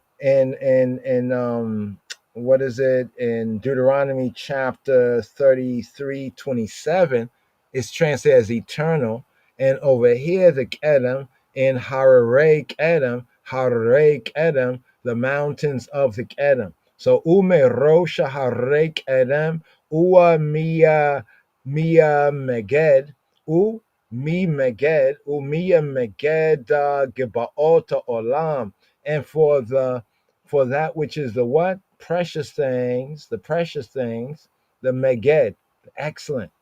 Umi Meged, right? The excellent thing, the Meged, the distinguished, the valuable things. U Mia Meged Gibaot, and the Mia Meged, the Meged of the Gibaot, the precious things of the hills. The Giba is a hill, Gibaot are hills. U Mia Meged Gibaot Olam. And here we have Olam, of long duration, ancient, time out of mind, lasting. So here, another connection right here, just in the opening part of Moshe's, right, prayer, right here. Thou hast formed. The Hebrew verb is the normal one for the birth of a child. So the Hebrew formed right here, chul, chil, right? Watih cholel, full of verse, watih cholel eretza witevel, and you form, you birthed it, right? The earth and the moist and habitable portions of the earth. The Hebrew verb, as you mentioned, the normal one for the birth of a child, and it is used in thou, Yisrael, didst forget God that bore thee. Thou, Yisrael, did forget God, or we can say the God that bore thee. You want to know where this is at? You want to know where this is at? Once again, it's back to Moshe, right? Back to Moshe, back to the basics right here. So here we're in 32, 18. 32:18, right? 32. So this is the Ha'azino, right? This is the Ha'azino. This is the witness. Here it says, of the rock that begat thee, thou art unmindful. You're not mindful. Thou is Yisrael, right? You are unmindful, right?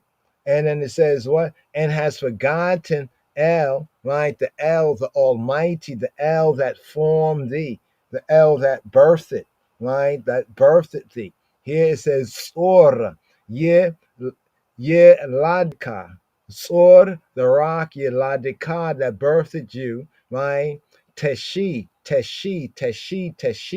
right? Teshi, right? You Shaya, you forget, right? Teshi, you have forgotten, Teshi, right? You've forgotten to keep in memory, right? Teshi, right? Wa Tishkach, you're unmindful in that sense. You kind of slip your memory, right? Teshi.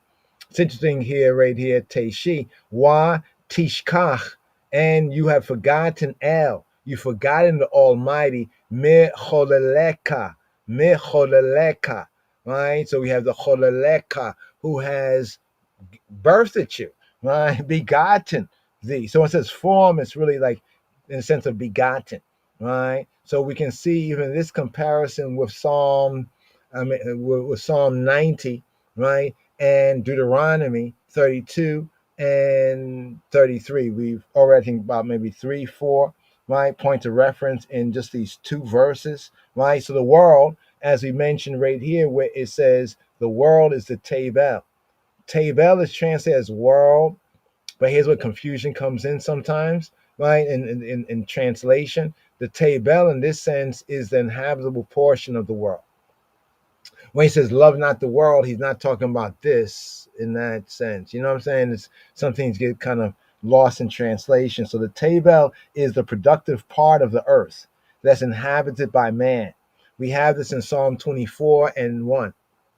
The earth is Yahweh's and the fullness thereof, right? The world and all they that dwell in her, right? Because it's she that dwell in her, right? That dwell in her. So from everlasting to everlasting, right? From eternity going on to eternity, Uame Olam, and from eternity, time out of mind, Ad, going on to Olam, going on to time out of mind, Ume Olam, Ad Olam, Ata El, Ata El, Ata, you, male, El. You and none other is Almighty. You are the Almighty El.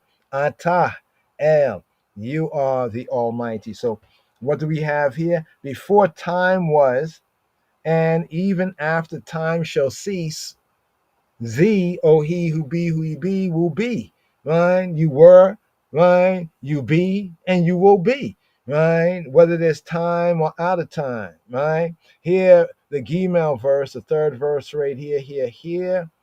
It says, Thou turnest man to destruction. And sayest, return. Right? And sayest what? And sayest, return, O children of men. Right? Here, let's bring this out right here. Tashev Enosh Adaka. Tashev Enosh Adaka. Tashev Enosh, you turn mortal man, Enosh. Remember we talking about different words for man? Notice that Moshe is called the Ish. She's not called Enosh.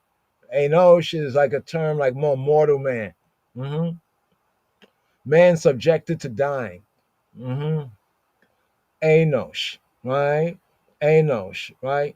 Mortal man, right? Man of mortality. Tashev Enosh Adaka. Thou turnest Tashev Enosh, mortal man, Ad, toward, right? Going on to Adaka. Adaka, Daka. You turn man to Daka. So here, BDB brings it out as dust, right, in a literal sense, but in the figure, like to be contrite, to contrition, right? But the actual sense of daka is like crushing something to powder, like you crush it to powder.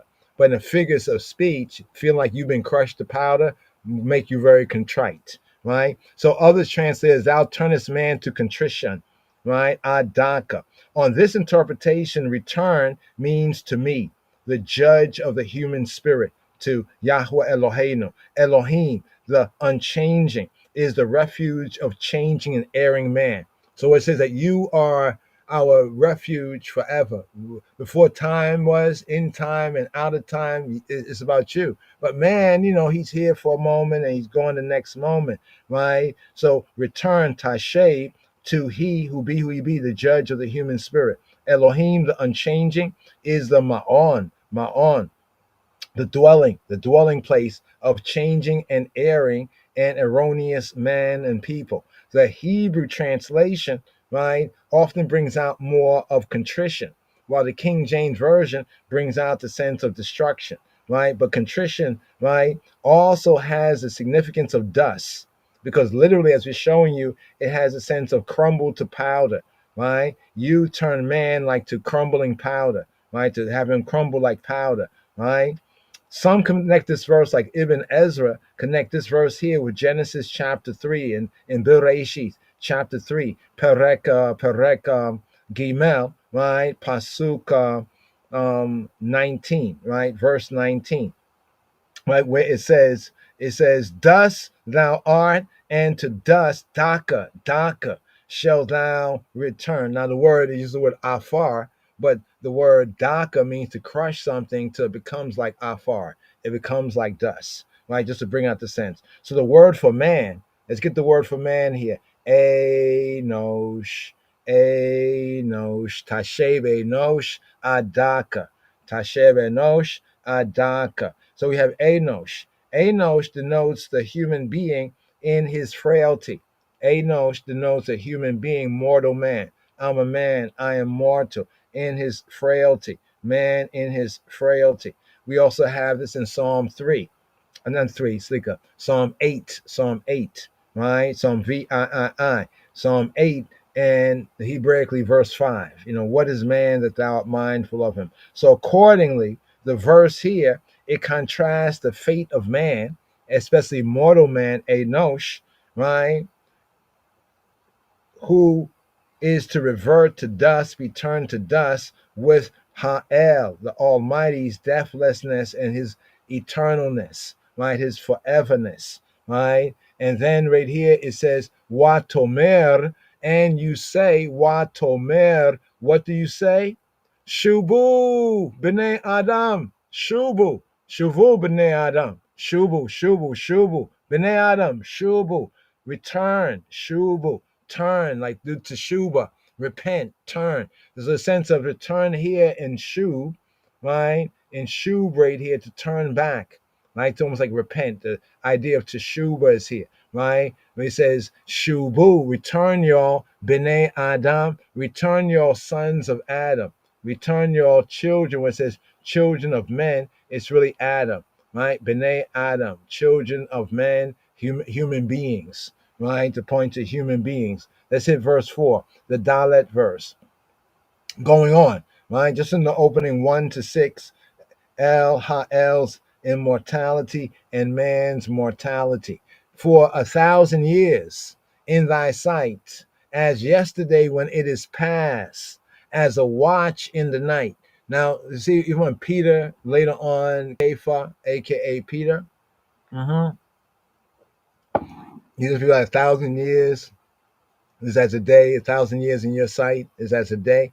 This is where Peter is reflecting on in the divine writing, right? In the scrolls. For 1,000 years in thy sight, as yesterday. The words are but are not there. So for 1,000 years in thy sight, as yesterday when it is past. And a watch. It's like a watch in the night. You know, like in Hebraically, there were different watches in the night. When he has, now you see the Hebrew sense brings out more when he have passed them. So let's read it again. For 1,000 years in thy sight are as yesterday when he has passed them, and a watch in the night. Let's bring it out right here, right? Let's go down to the Tanakh, right? It says Ki Elef, Ki for Elef, Ki Elef Shanima Be'aineka. Koyom etmol, ki ya'abor, we ashmora balayla. So ki, because, elef. What is elef? Elef is 1,000. Elef, 1,000. Accompany 1,000. Right? Ki elef shanim, for 1,000 years. Ki elef shanim be aineka, in your eyes. Right? Kayom, like yesterday, right? Like a day, like a day. Kayom, like a day. Etmol, a day yester, right? So kamol etmol mean yesterday, right? Like from yesterday. So it's like it's as a day, it's as yesterday, right? So it says kayom etmol. It's like yesterday or like a day yesterday. Ki, because or when, ya'abor, when he passes over, right? Kia ya'abor, right? With and ashmurah. So the ashmurah, there was the night watches, ashmurah by Lila. Ashmurah, like we are right now, we're doing, you know, when we have the podcast, is doing what would be like the ashmurah, right? Or ashmarot of the Lila, like a night watch, ashmurah. Right, let's go over here, right here. Where's Ashmurah? There we go, Ashmurah. Ashmurah, a watch, a period of time, and there were the various night watches. It passes so very swiftly. So let's look at the word Elef. Elef Shanim, right? Elef Shanim. Ki Elef Shanim be'aineka. For 1,000 years in thy sight, right? Kayom et mol ki yabor. As a day, as yesterday, when it is past, or when he has passed them, when he has passed, and we're Ashmara Balayla, and a night watch, or a watch in the night. Ashmara Balayla. So what do we have here? Continue the thought of the previous verse. The psalmist here, here ascribed to Tefillah LeMoshe, Moshe Isha Elohim, right? Continuing the thought of the previous verse, the psalmist proclaims that time has no meaning or limitation to Ha'el, to the Almighty, right? In the estimation of man, 1,000 years, Elef Shanim, Elef Shanim. 1,000 years is a vast stretch of time. In Ha'el, the Almighty estimation, it is like Kayom Etmol. It is like a day, it's like a yesterday. Not as the hours drag by slowly, that has gone and in retrospect appear very, very short. Nay. It is less even than that. So the psalmist here, prayer of Moses, Ish, right, Ha Elohim, continues. It is like a night watch, right? So it's like the day, like yesterday. It's already gone. No. It's like Ashmara Balayla. Ashmara. What? It's like a night watch, right? That's how short it is. In Psalm 63, roundabout Hebraically verse 7, brings up that same idea of like the night and the night watch. Of that, the sleeper, notice that the sleeper, right? Somebody during the night and they're sleeping, a sleeper takes no reckoning. And that has vanished. So all that time, how long and what person, how long we sleeping through the day or through the night or whatever, you wake up, it's gone. It's gone. Boom. But for us, it was like, man, that was quick. A whole day passed, a whole night passed, all those hours passed. Yeah, upon waking up. So right here, Kia left Shanim Ba'ineka. Kuyom etmol lakia yabor. Wa we ashmora balayla. So here to the fifth verse, the hey. This verse, this is all the contrast between he who be who he be's, right? Immortality and man's mortality. Thou carriest them away as with a flood. A flood. They are asleep. They are asleep. In the morning, like grass, groweth up. In the morning, like grass that changeth. Here, it says, Zeramtam Shaneya Yehiyu Ba Boker Ke Chatzir Ya Chalof Ke Chatzir Ya Chalof Ke Chatzir Ya Chalof. It is like, what it be like? He says, thou carriest them away as of a flood. Zeramtam, right? It says Zeramtam, you pour them out. Like pouring forth, like pouring like water out. Like almost like the idea is like somebody pouring water out. Like this is what you do to them. Right? Zeramtam, right? Shena. Zeramtam, right? You pour them out. Shena, right? Shena Yehiyu. Shena. So what is Shena? Shena is sleep. Shena Yehiyu. Shena. Remember, Shana is a year. Shana, we're talking about Shena, right? Shena is sleep, right? Shena Yehiyu. They become like sleep. They become like sleep.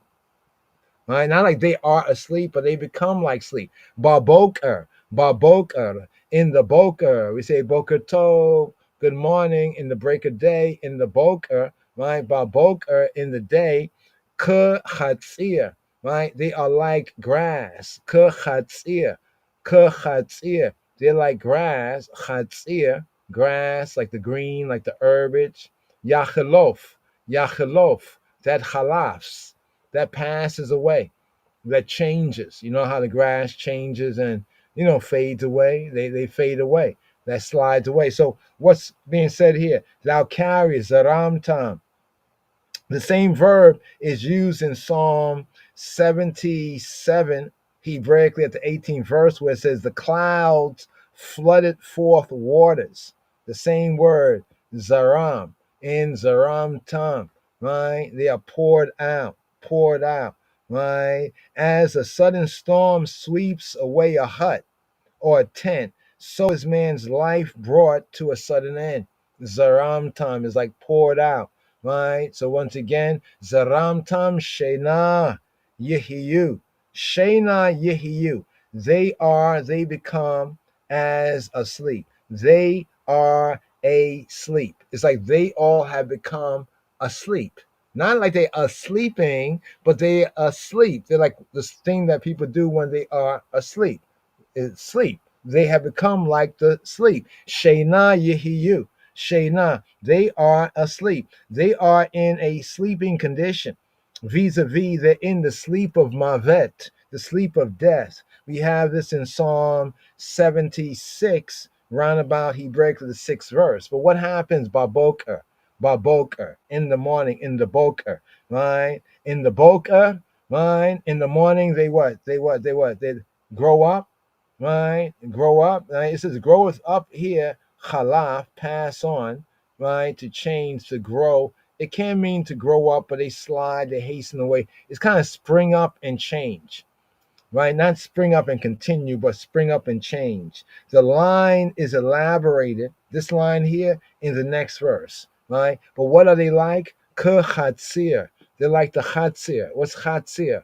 Chatzir, chatzir is grass. They're like the grass, quickly, right, perishing. Right, it grows up fast and it fades away fast. The force of the simile here, Hebraically, is more apparent in the east, where the grass is described as shooting up in the morning, in the early spring, shooting up in the early spring with the greatest luxuriance in the east. It spring up is beautiful, beautiful. And then as rapidly seeding and dying down, scorched and burnt up at once. So see, we know like grass over here, and we think, oh, they're like this grass. But the context here was that grass.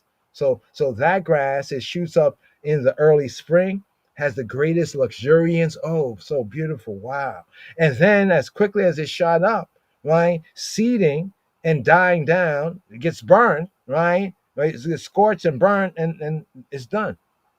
So here the simile is likening what it is for man. What is man? The contrast between man, right, and the creator. In the morning, right, the grass, man is the analogy here, flourishes and groweth up. In the evening, it is cut down and withereth. Here. It says, Babokar Yatzitz. Babokar in the morning, Yatzitz.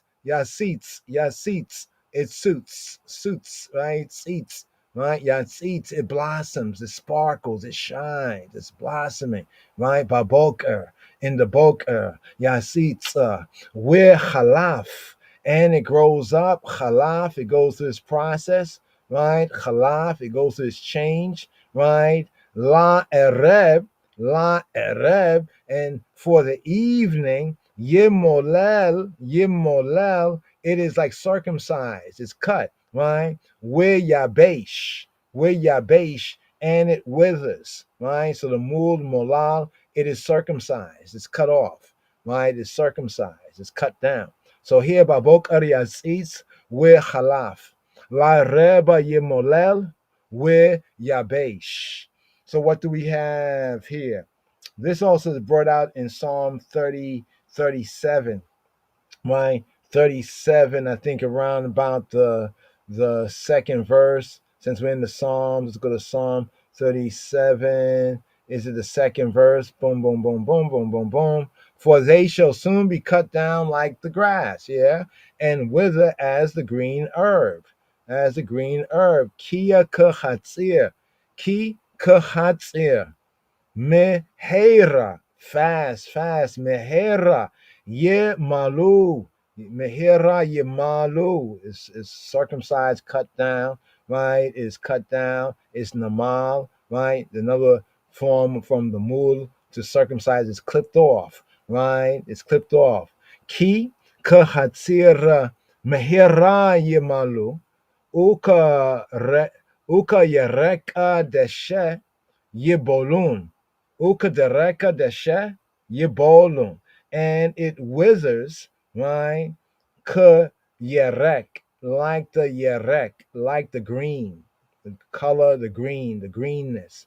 Its color, it fades, right? This right here is actually not really so much green, but it's like the the fading, like the fading, the emptiness of his color, desha, right? Uka yereka desha, and like the green desha, the green grass, the green herb, right? Yerek desha, uka yereka desha, yebolun, it nabel. Now notice Nabal, like Nabal means foolish, like the Nabal, right? It says Nabal Belibo Ain Elohim. The fool says in his heart there's no God, but the secondary sense of the word Nabal is to sink, to drop down, to fade, right? So like fool and fade, that's kind of interesting right there, ain't it? So right there, they're there, just a kind of little groundation in this psalm right there.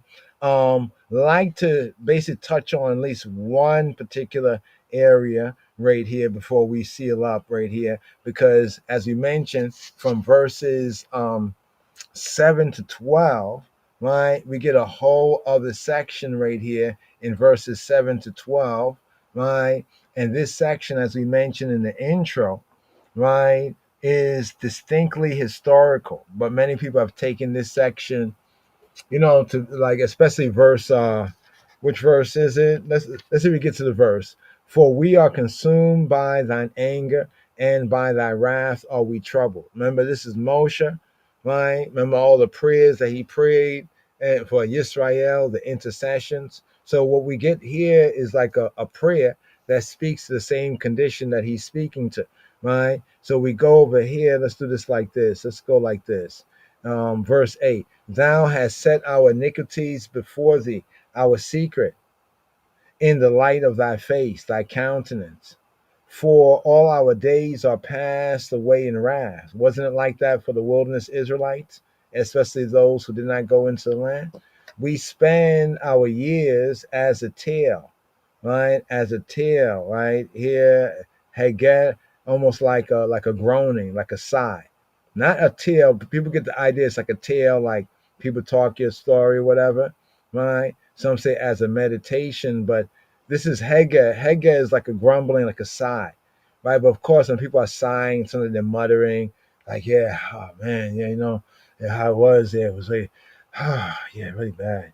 So, like that's how they were spending their time in the wilderness. Now, it's this verse here that people have, and people have missed.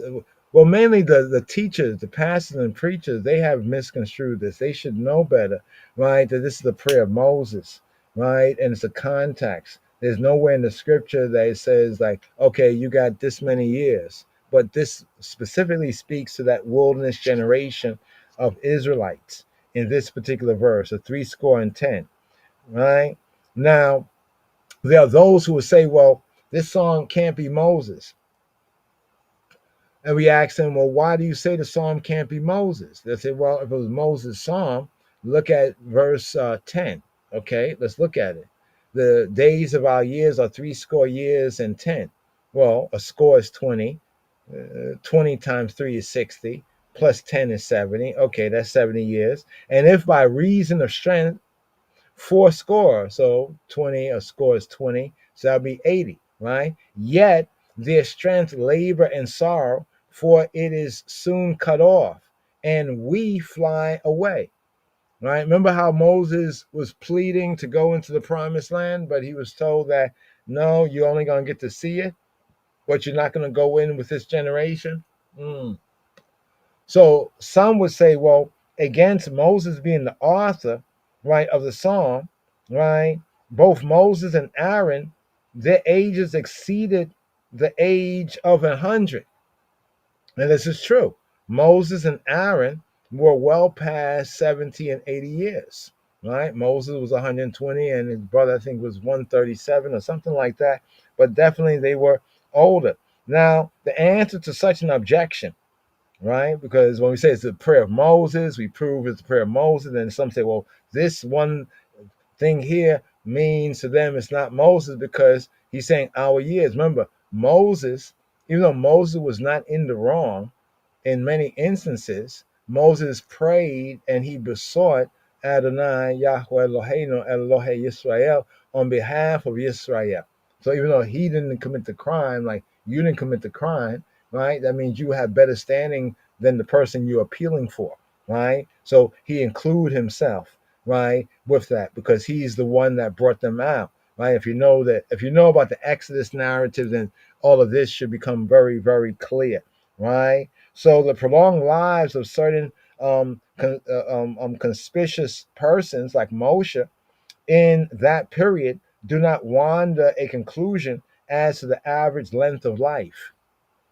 So, because Moses lived to be 120 and Aaron's like 130 something, doesn't mean that, especially the wilderness generation, remember they had 40 years.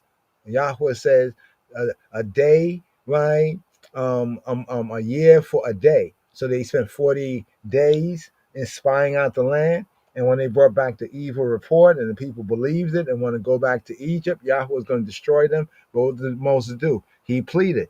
And even in Deuteronomy, he goes over that. He says, it's because of you that he almost like, says that because of the people is part of the reason that he's in the same condition as them, not going to go into the promised land.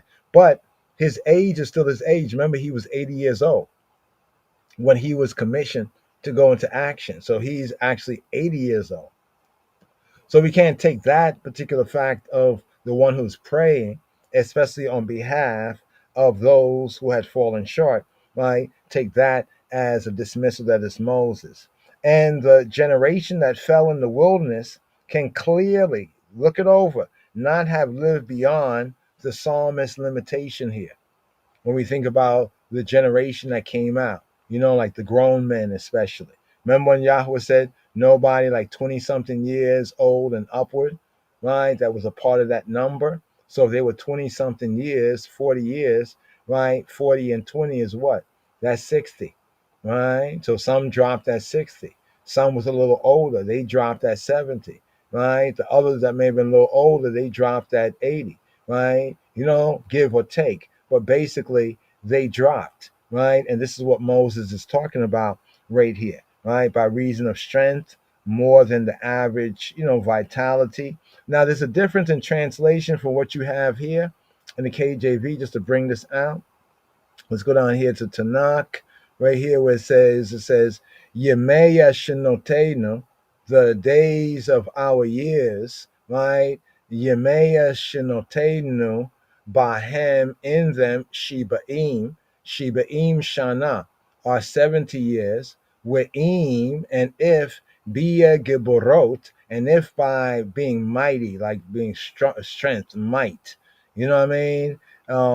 Shemonim, 80 Shana, Shemonim Shana, 80 years. Even if you put Gebura is this word here, even if one has strength, and might, as a person, force, and they, push it, maybe they'll reach, Shemonim Shana, where Rahbam Amal, where Rahbam Amal. Now here's where we kind of change here, where it says in the KJV, it says what it says over here in the King James Version, it says, yet their strength, labor, and sorrow. Looking at the Hebrew right here, yet their pride is but travail and vanity. Yet their pride is but travail, right, and vanity. Here we're in verse 10, right here. Where Rahibam Amal wa aven. Va'aven, Amal, right? Let's break down these words. So yet their Rohab, right? Rohab, yet their arrogance, their pride, right? So you see how the King James translate that what? Strength. Their strength. We notice the word strength over here. The word strength over here is Gebura. So you see how that can give a false interpretation. If you just trust on this, if by reason of strength, that's Gebura, right? A different thing. This is not even properly the word for strength, right? This is Rohab, right? Rohab, Rohabam, right? Where Rohabam, Amal, Wa Awen, right? Is Amal, is toil, trouble, mischief, toil, like This word for toil, amal, is wearying effort, worry, toil, grievance, right? Right? And, right, it says sorrow. The word for sorrow, aven or awen, right? Here we have with rohabam, amal, wa awen, wa aven, va aven, and wickedness, trouble. But notice this here is exerting yourself. This word is like exerting yourself. It is a weary, just weary. Even for the soul, this pride, their pride is talking about the Israelites, right? For it is soon cut off.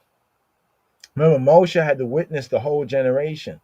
He witnessed that whole generation. Can you imagine that? You'll be saying a prayer too. You're gonna be like, wow, look at this, right? For it is soon cut off, and we fly away. Remember Moses, because of what had happened, he also was prevented from entering in, and what he said to the Israelites, it's because of you, right? In a sense, because my love for you, and well, it was his own fault, but part of that was because Yahweh had told him to stand back, let me destroy them. Moses said no, right? And Yahweh said, I forgave them according to what you said, but in the day that I visit, he's going to judge things, right? So the same word, right? Man is born of trouble. So when you see where it says their strength is labor, labor and sorrow, more better, their pride is travail and vanity. So the travail, right, and vanity, the same word is used in Job 5 and 7. In Job 5 and 7, right? Job 5 and 7. Let's hit Job 5 and 7 to show you the same word. It says, yet man is born into trouble. Man is what? Born into trouble as sparks fly upward. Let's take the note. So look what it says, trouble is labor. You see, trouble, travail, trouble, labor. But it's like labor, not just regular work labor, but like labor that you working hard, but it's like almost for nothing, right? The sons of burning coal lift up to fly. Look what it says, the Hebrew. So the English says as sparks fly upward, but the Hebrew says, right, the sons of burning coal lift up to fly. But of course, if you translate like that, people be like, well, what does that mean? Ki Adam le amal, Yulad, right? Yulad is born. For Adam, for a man, Adam, Ki Adam, for Adam, for a human being, Ki Adam le amal, like for amal. Same word, amal, toil, trouble, labor, trouble, mischief, right? Wearing effort, worry of the body, worry of the mind. Ki Adam le amal yulad is born. For Adam is born, right, for trouble or born into this wearying situation. Ua Beneya Reshef, and the sons of like burning coals. U Beneya Reshefa Yaga Yag Bihu Uf, right? Gaba exalts up and like flies away. This here almost matches, if you look at the key words and the context, what we have over here, where it says, for it is soon cut off, right? Where it says, for it is soon what? Cut off, right? Ki gaza chish, wa na afa, wa na ifa, and we fly off, right here, where it says, ki gaz chish, wa na ufa, slika, wa naufa, oof. To fly off, there it is. Oof, there it is. To fly about. Oof. Right? Naufa, and we fly away. Right? Remember in the previous, it was about the sons of the burning coals, like fly, yeah, spark and fly off. So the vanity is the wretchedness of the condition, and we fly away, right? He, man, shall fly away as a dream. Let's go one more verse for Job before we seal up. Right here. Here we have Job again. Job 20, right? Let's go to Job 20, right? Job 20 and 8. Job 20 and 8. Here we go. He shall fly away as a dream. Wow. And shall not be found. Yea, he shall be chased away.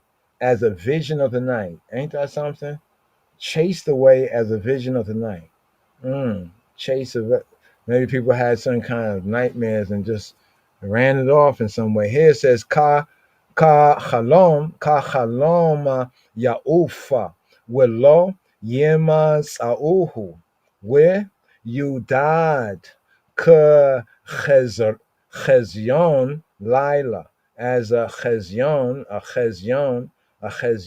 of the night, chezyon laila, right? Where you died, and will be nadad, like caused to depart, right? To flee, to chase off, to like we flood away birds or something like that, wave them away, like get away, right?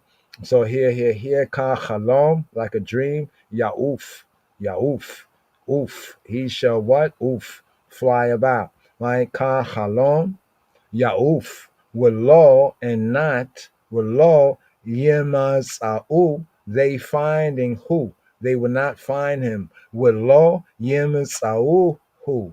Yemsau, they finding who? Him. Law, not Yemsau, who? They will not find him. Where you died, and he will be like chased, flooded, like get away, get out of here, right? Where you died, ke chezron laila, like a chezron. So here we have chez. That's it, chezron, ke chezyon.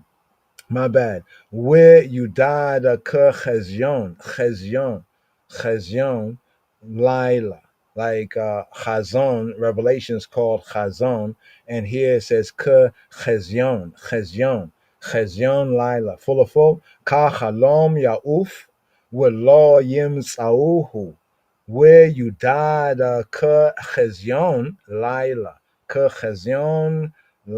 So right there, right here. So this is not saying that ones have like an expiration date, but it's speaking of that wilderness generation, what they went through, and also some of the reasons why they went through. But in spite of all of that, right, let's bring it down here, right, just to glide over this for a moment. Some good verses here, but of course, including this verse right here. So teach us to number our days, right, that we may apply heart to wisdom, right, that cause us to apply or cause to come to wisdom, chokmah. Remember what Yeshua says, Yeshua HaNotzri, Justice of Nazareth. Wisdom is justified by all of her children, right? Wisdom, right? Wisdom is the principal thing. Here it says, limnot yamenu.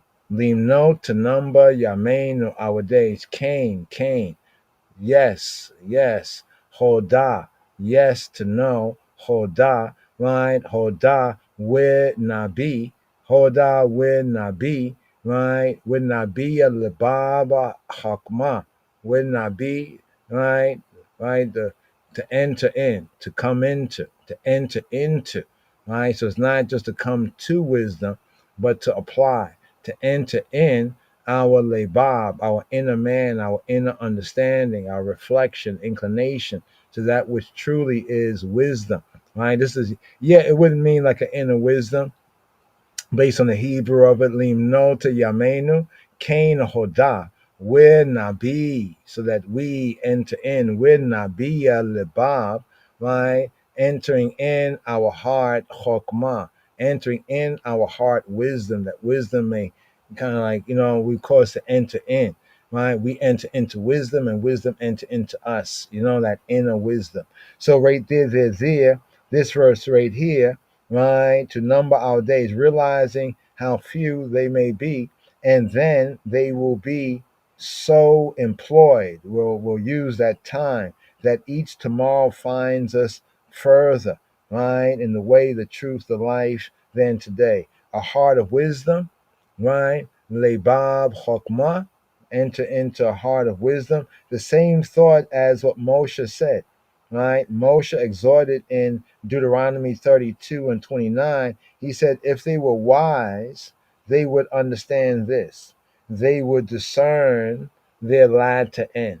They would discern right? The latter end, right? And so right here, just to come to fulfillment here, the closing part, 13 to 17, is a prayer for the return of Yahweh's favor, right? Return, O Yahweh, how long? And let it repent thee concerning thy servants. Satisfy us in the morning with thy mercy, that we may rejoice and be glad all of our days.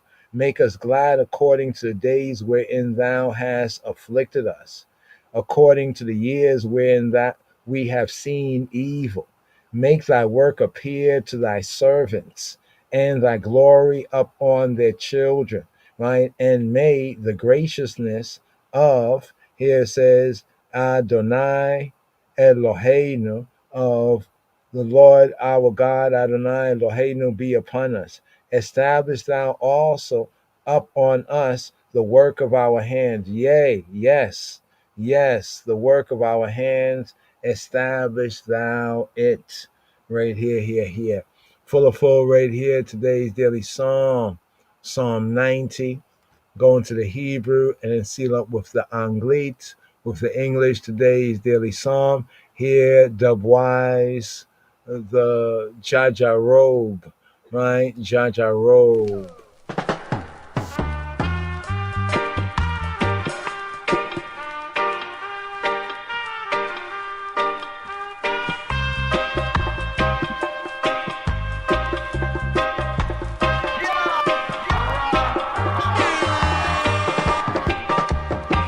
Kings wore robes of golden velvet,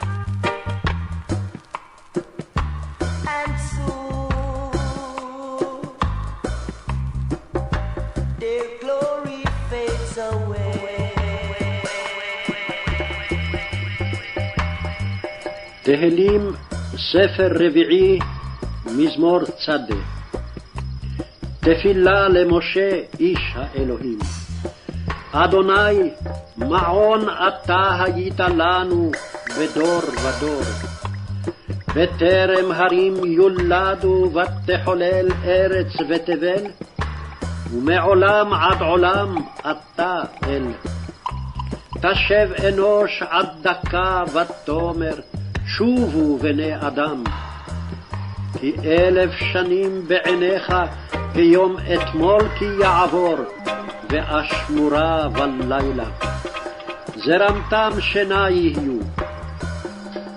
בבוקר כחציר יחלוף, בבוקר יציץ וחלף, לערב ימולל ויבש.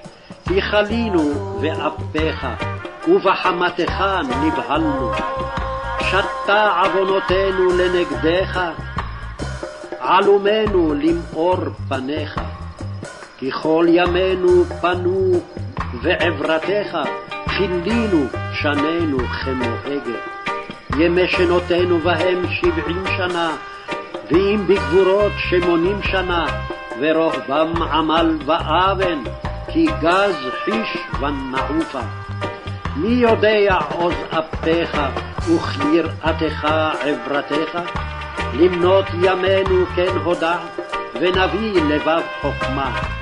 שובה אדוני עד מתי, והנחם על עבדיך. סבענו בבוקר חסדך, ונרננה ונשמחה בכל ימינו. שמחנו כמו תעניתנו, שנות ראינו רעה.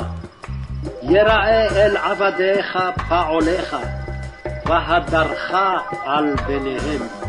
ויהי נועם אדוני אלוהינו עלינו, ומעשה ידינו כוננה עלינו, ומעשה ידינו כוננהו.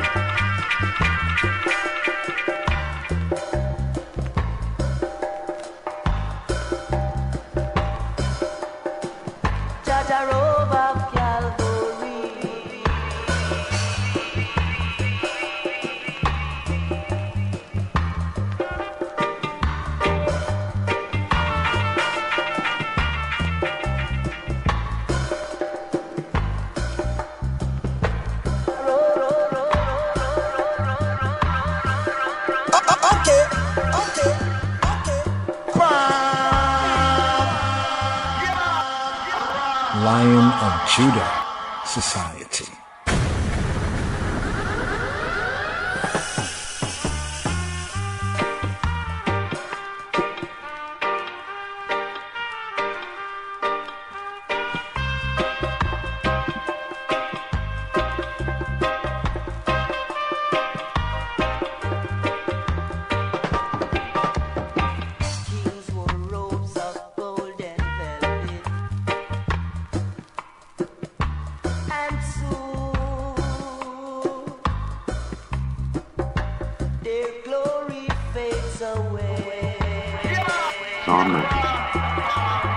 Lord, thou hast been our dwelling place in all generations.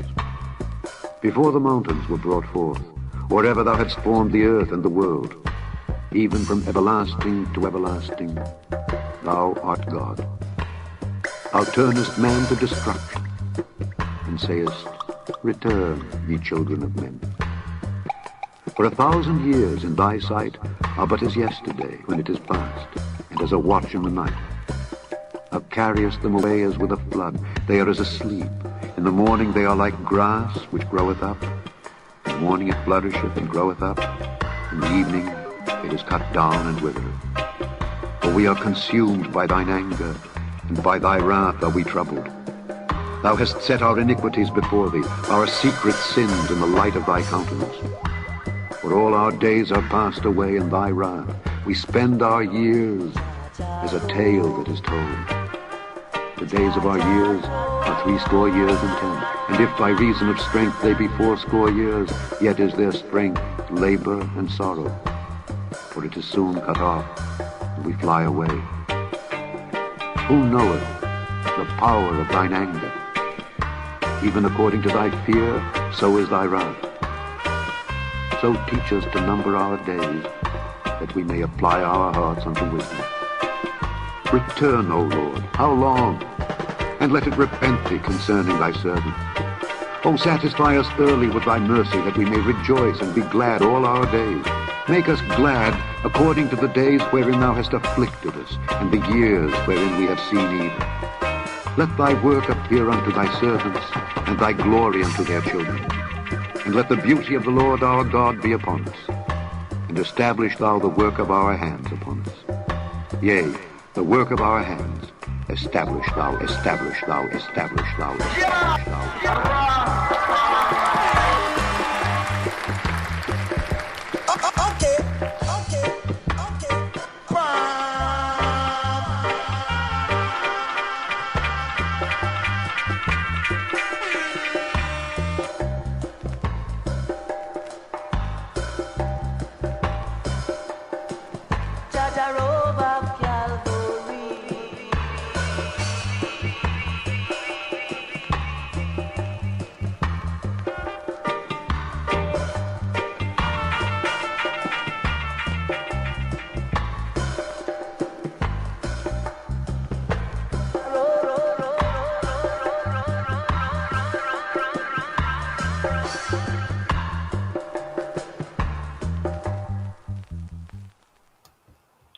Yes. Lila Tov, Boker Tov. Have a blessed day. Blessed Shabua right here. 4th day coming forward. A lot going on. Be safe. Stay in the way, the truth, and the life. Shabua Tov. Shavua Tov. A good 7. Good strong. Sabbatically speaking. Yes, I. Shalom, Chaverim. Shalom. Give thanks.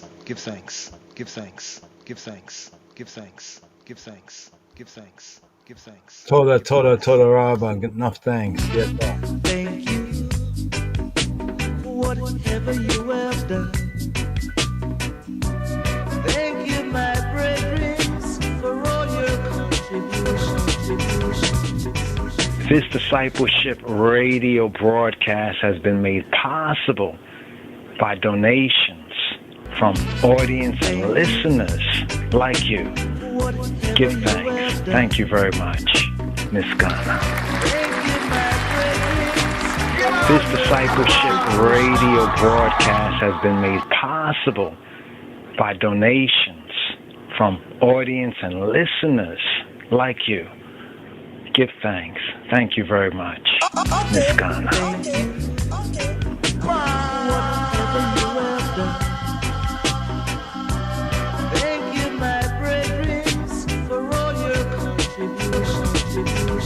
Laila Tov, Boker Tov, and a Shavua Tov, Chavarim. Be well.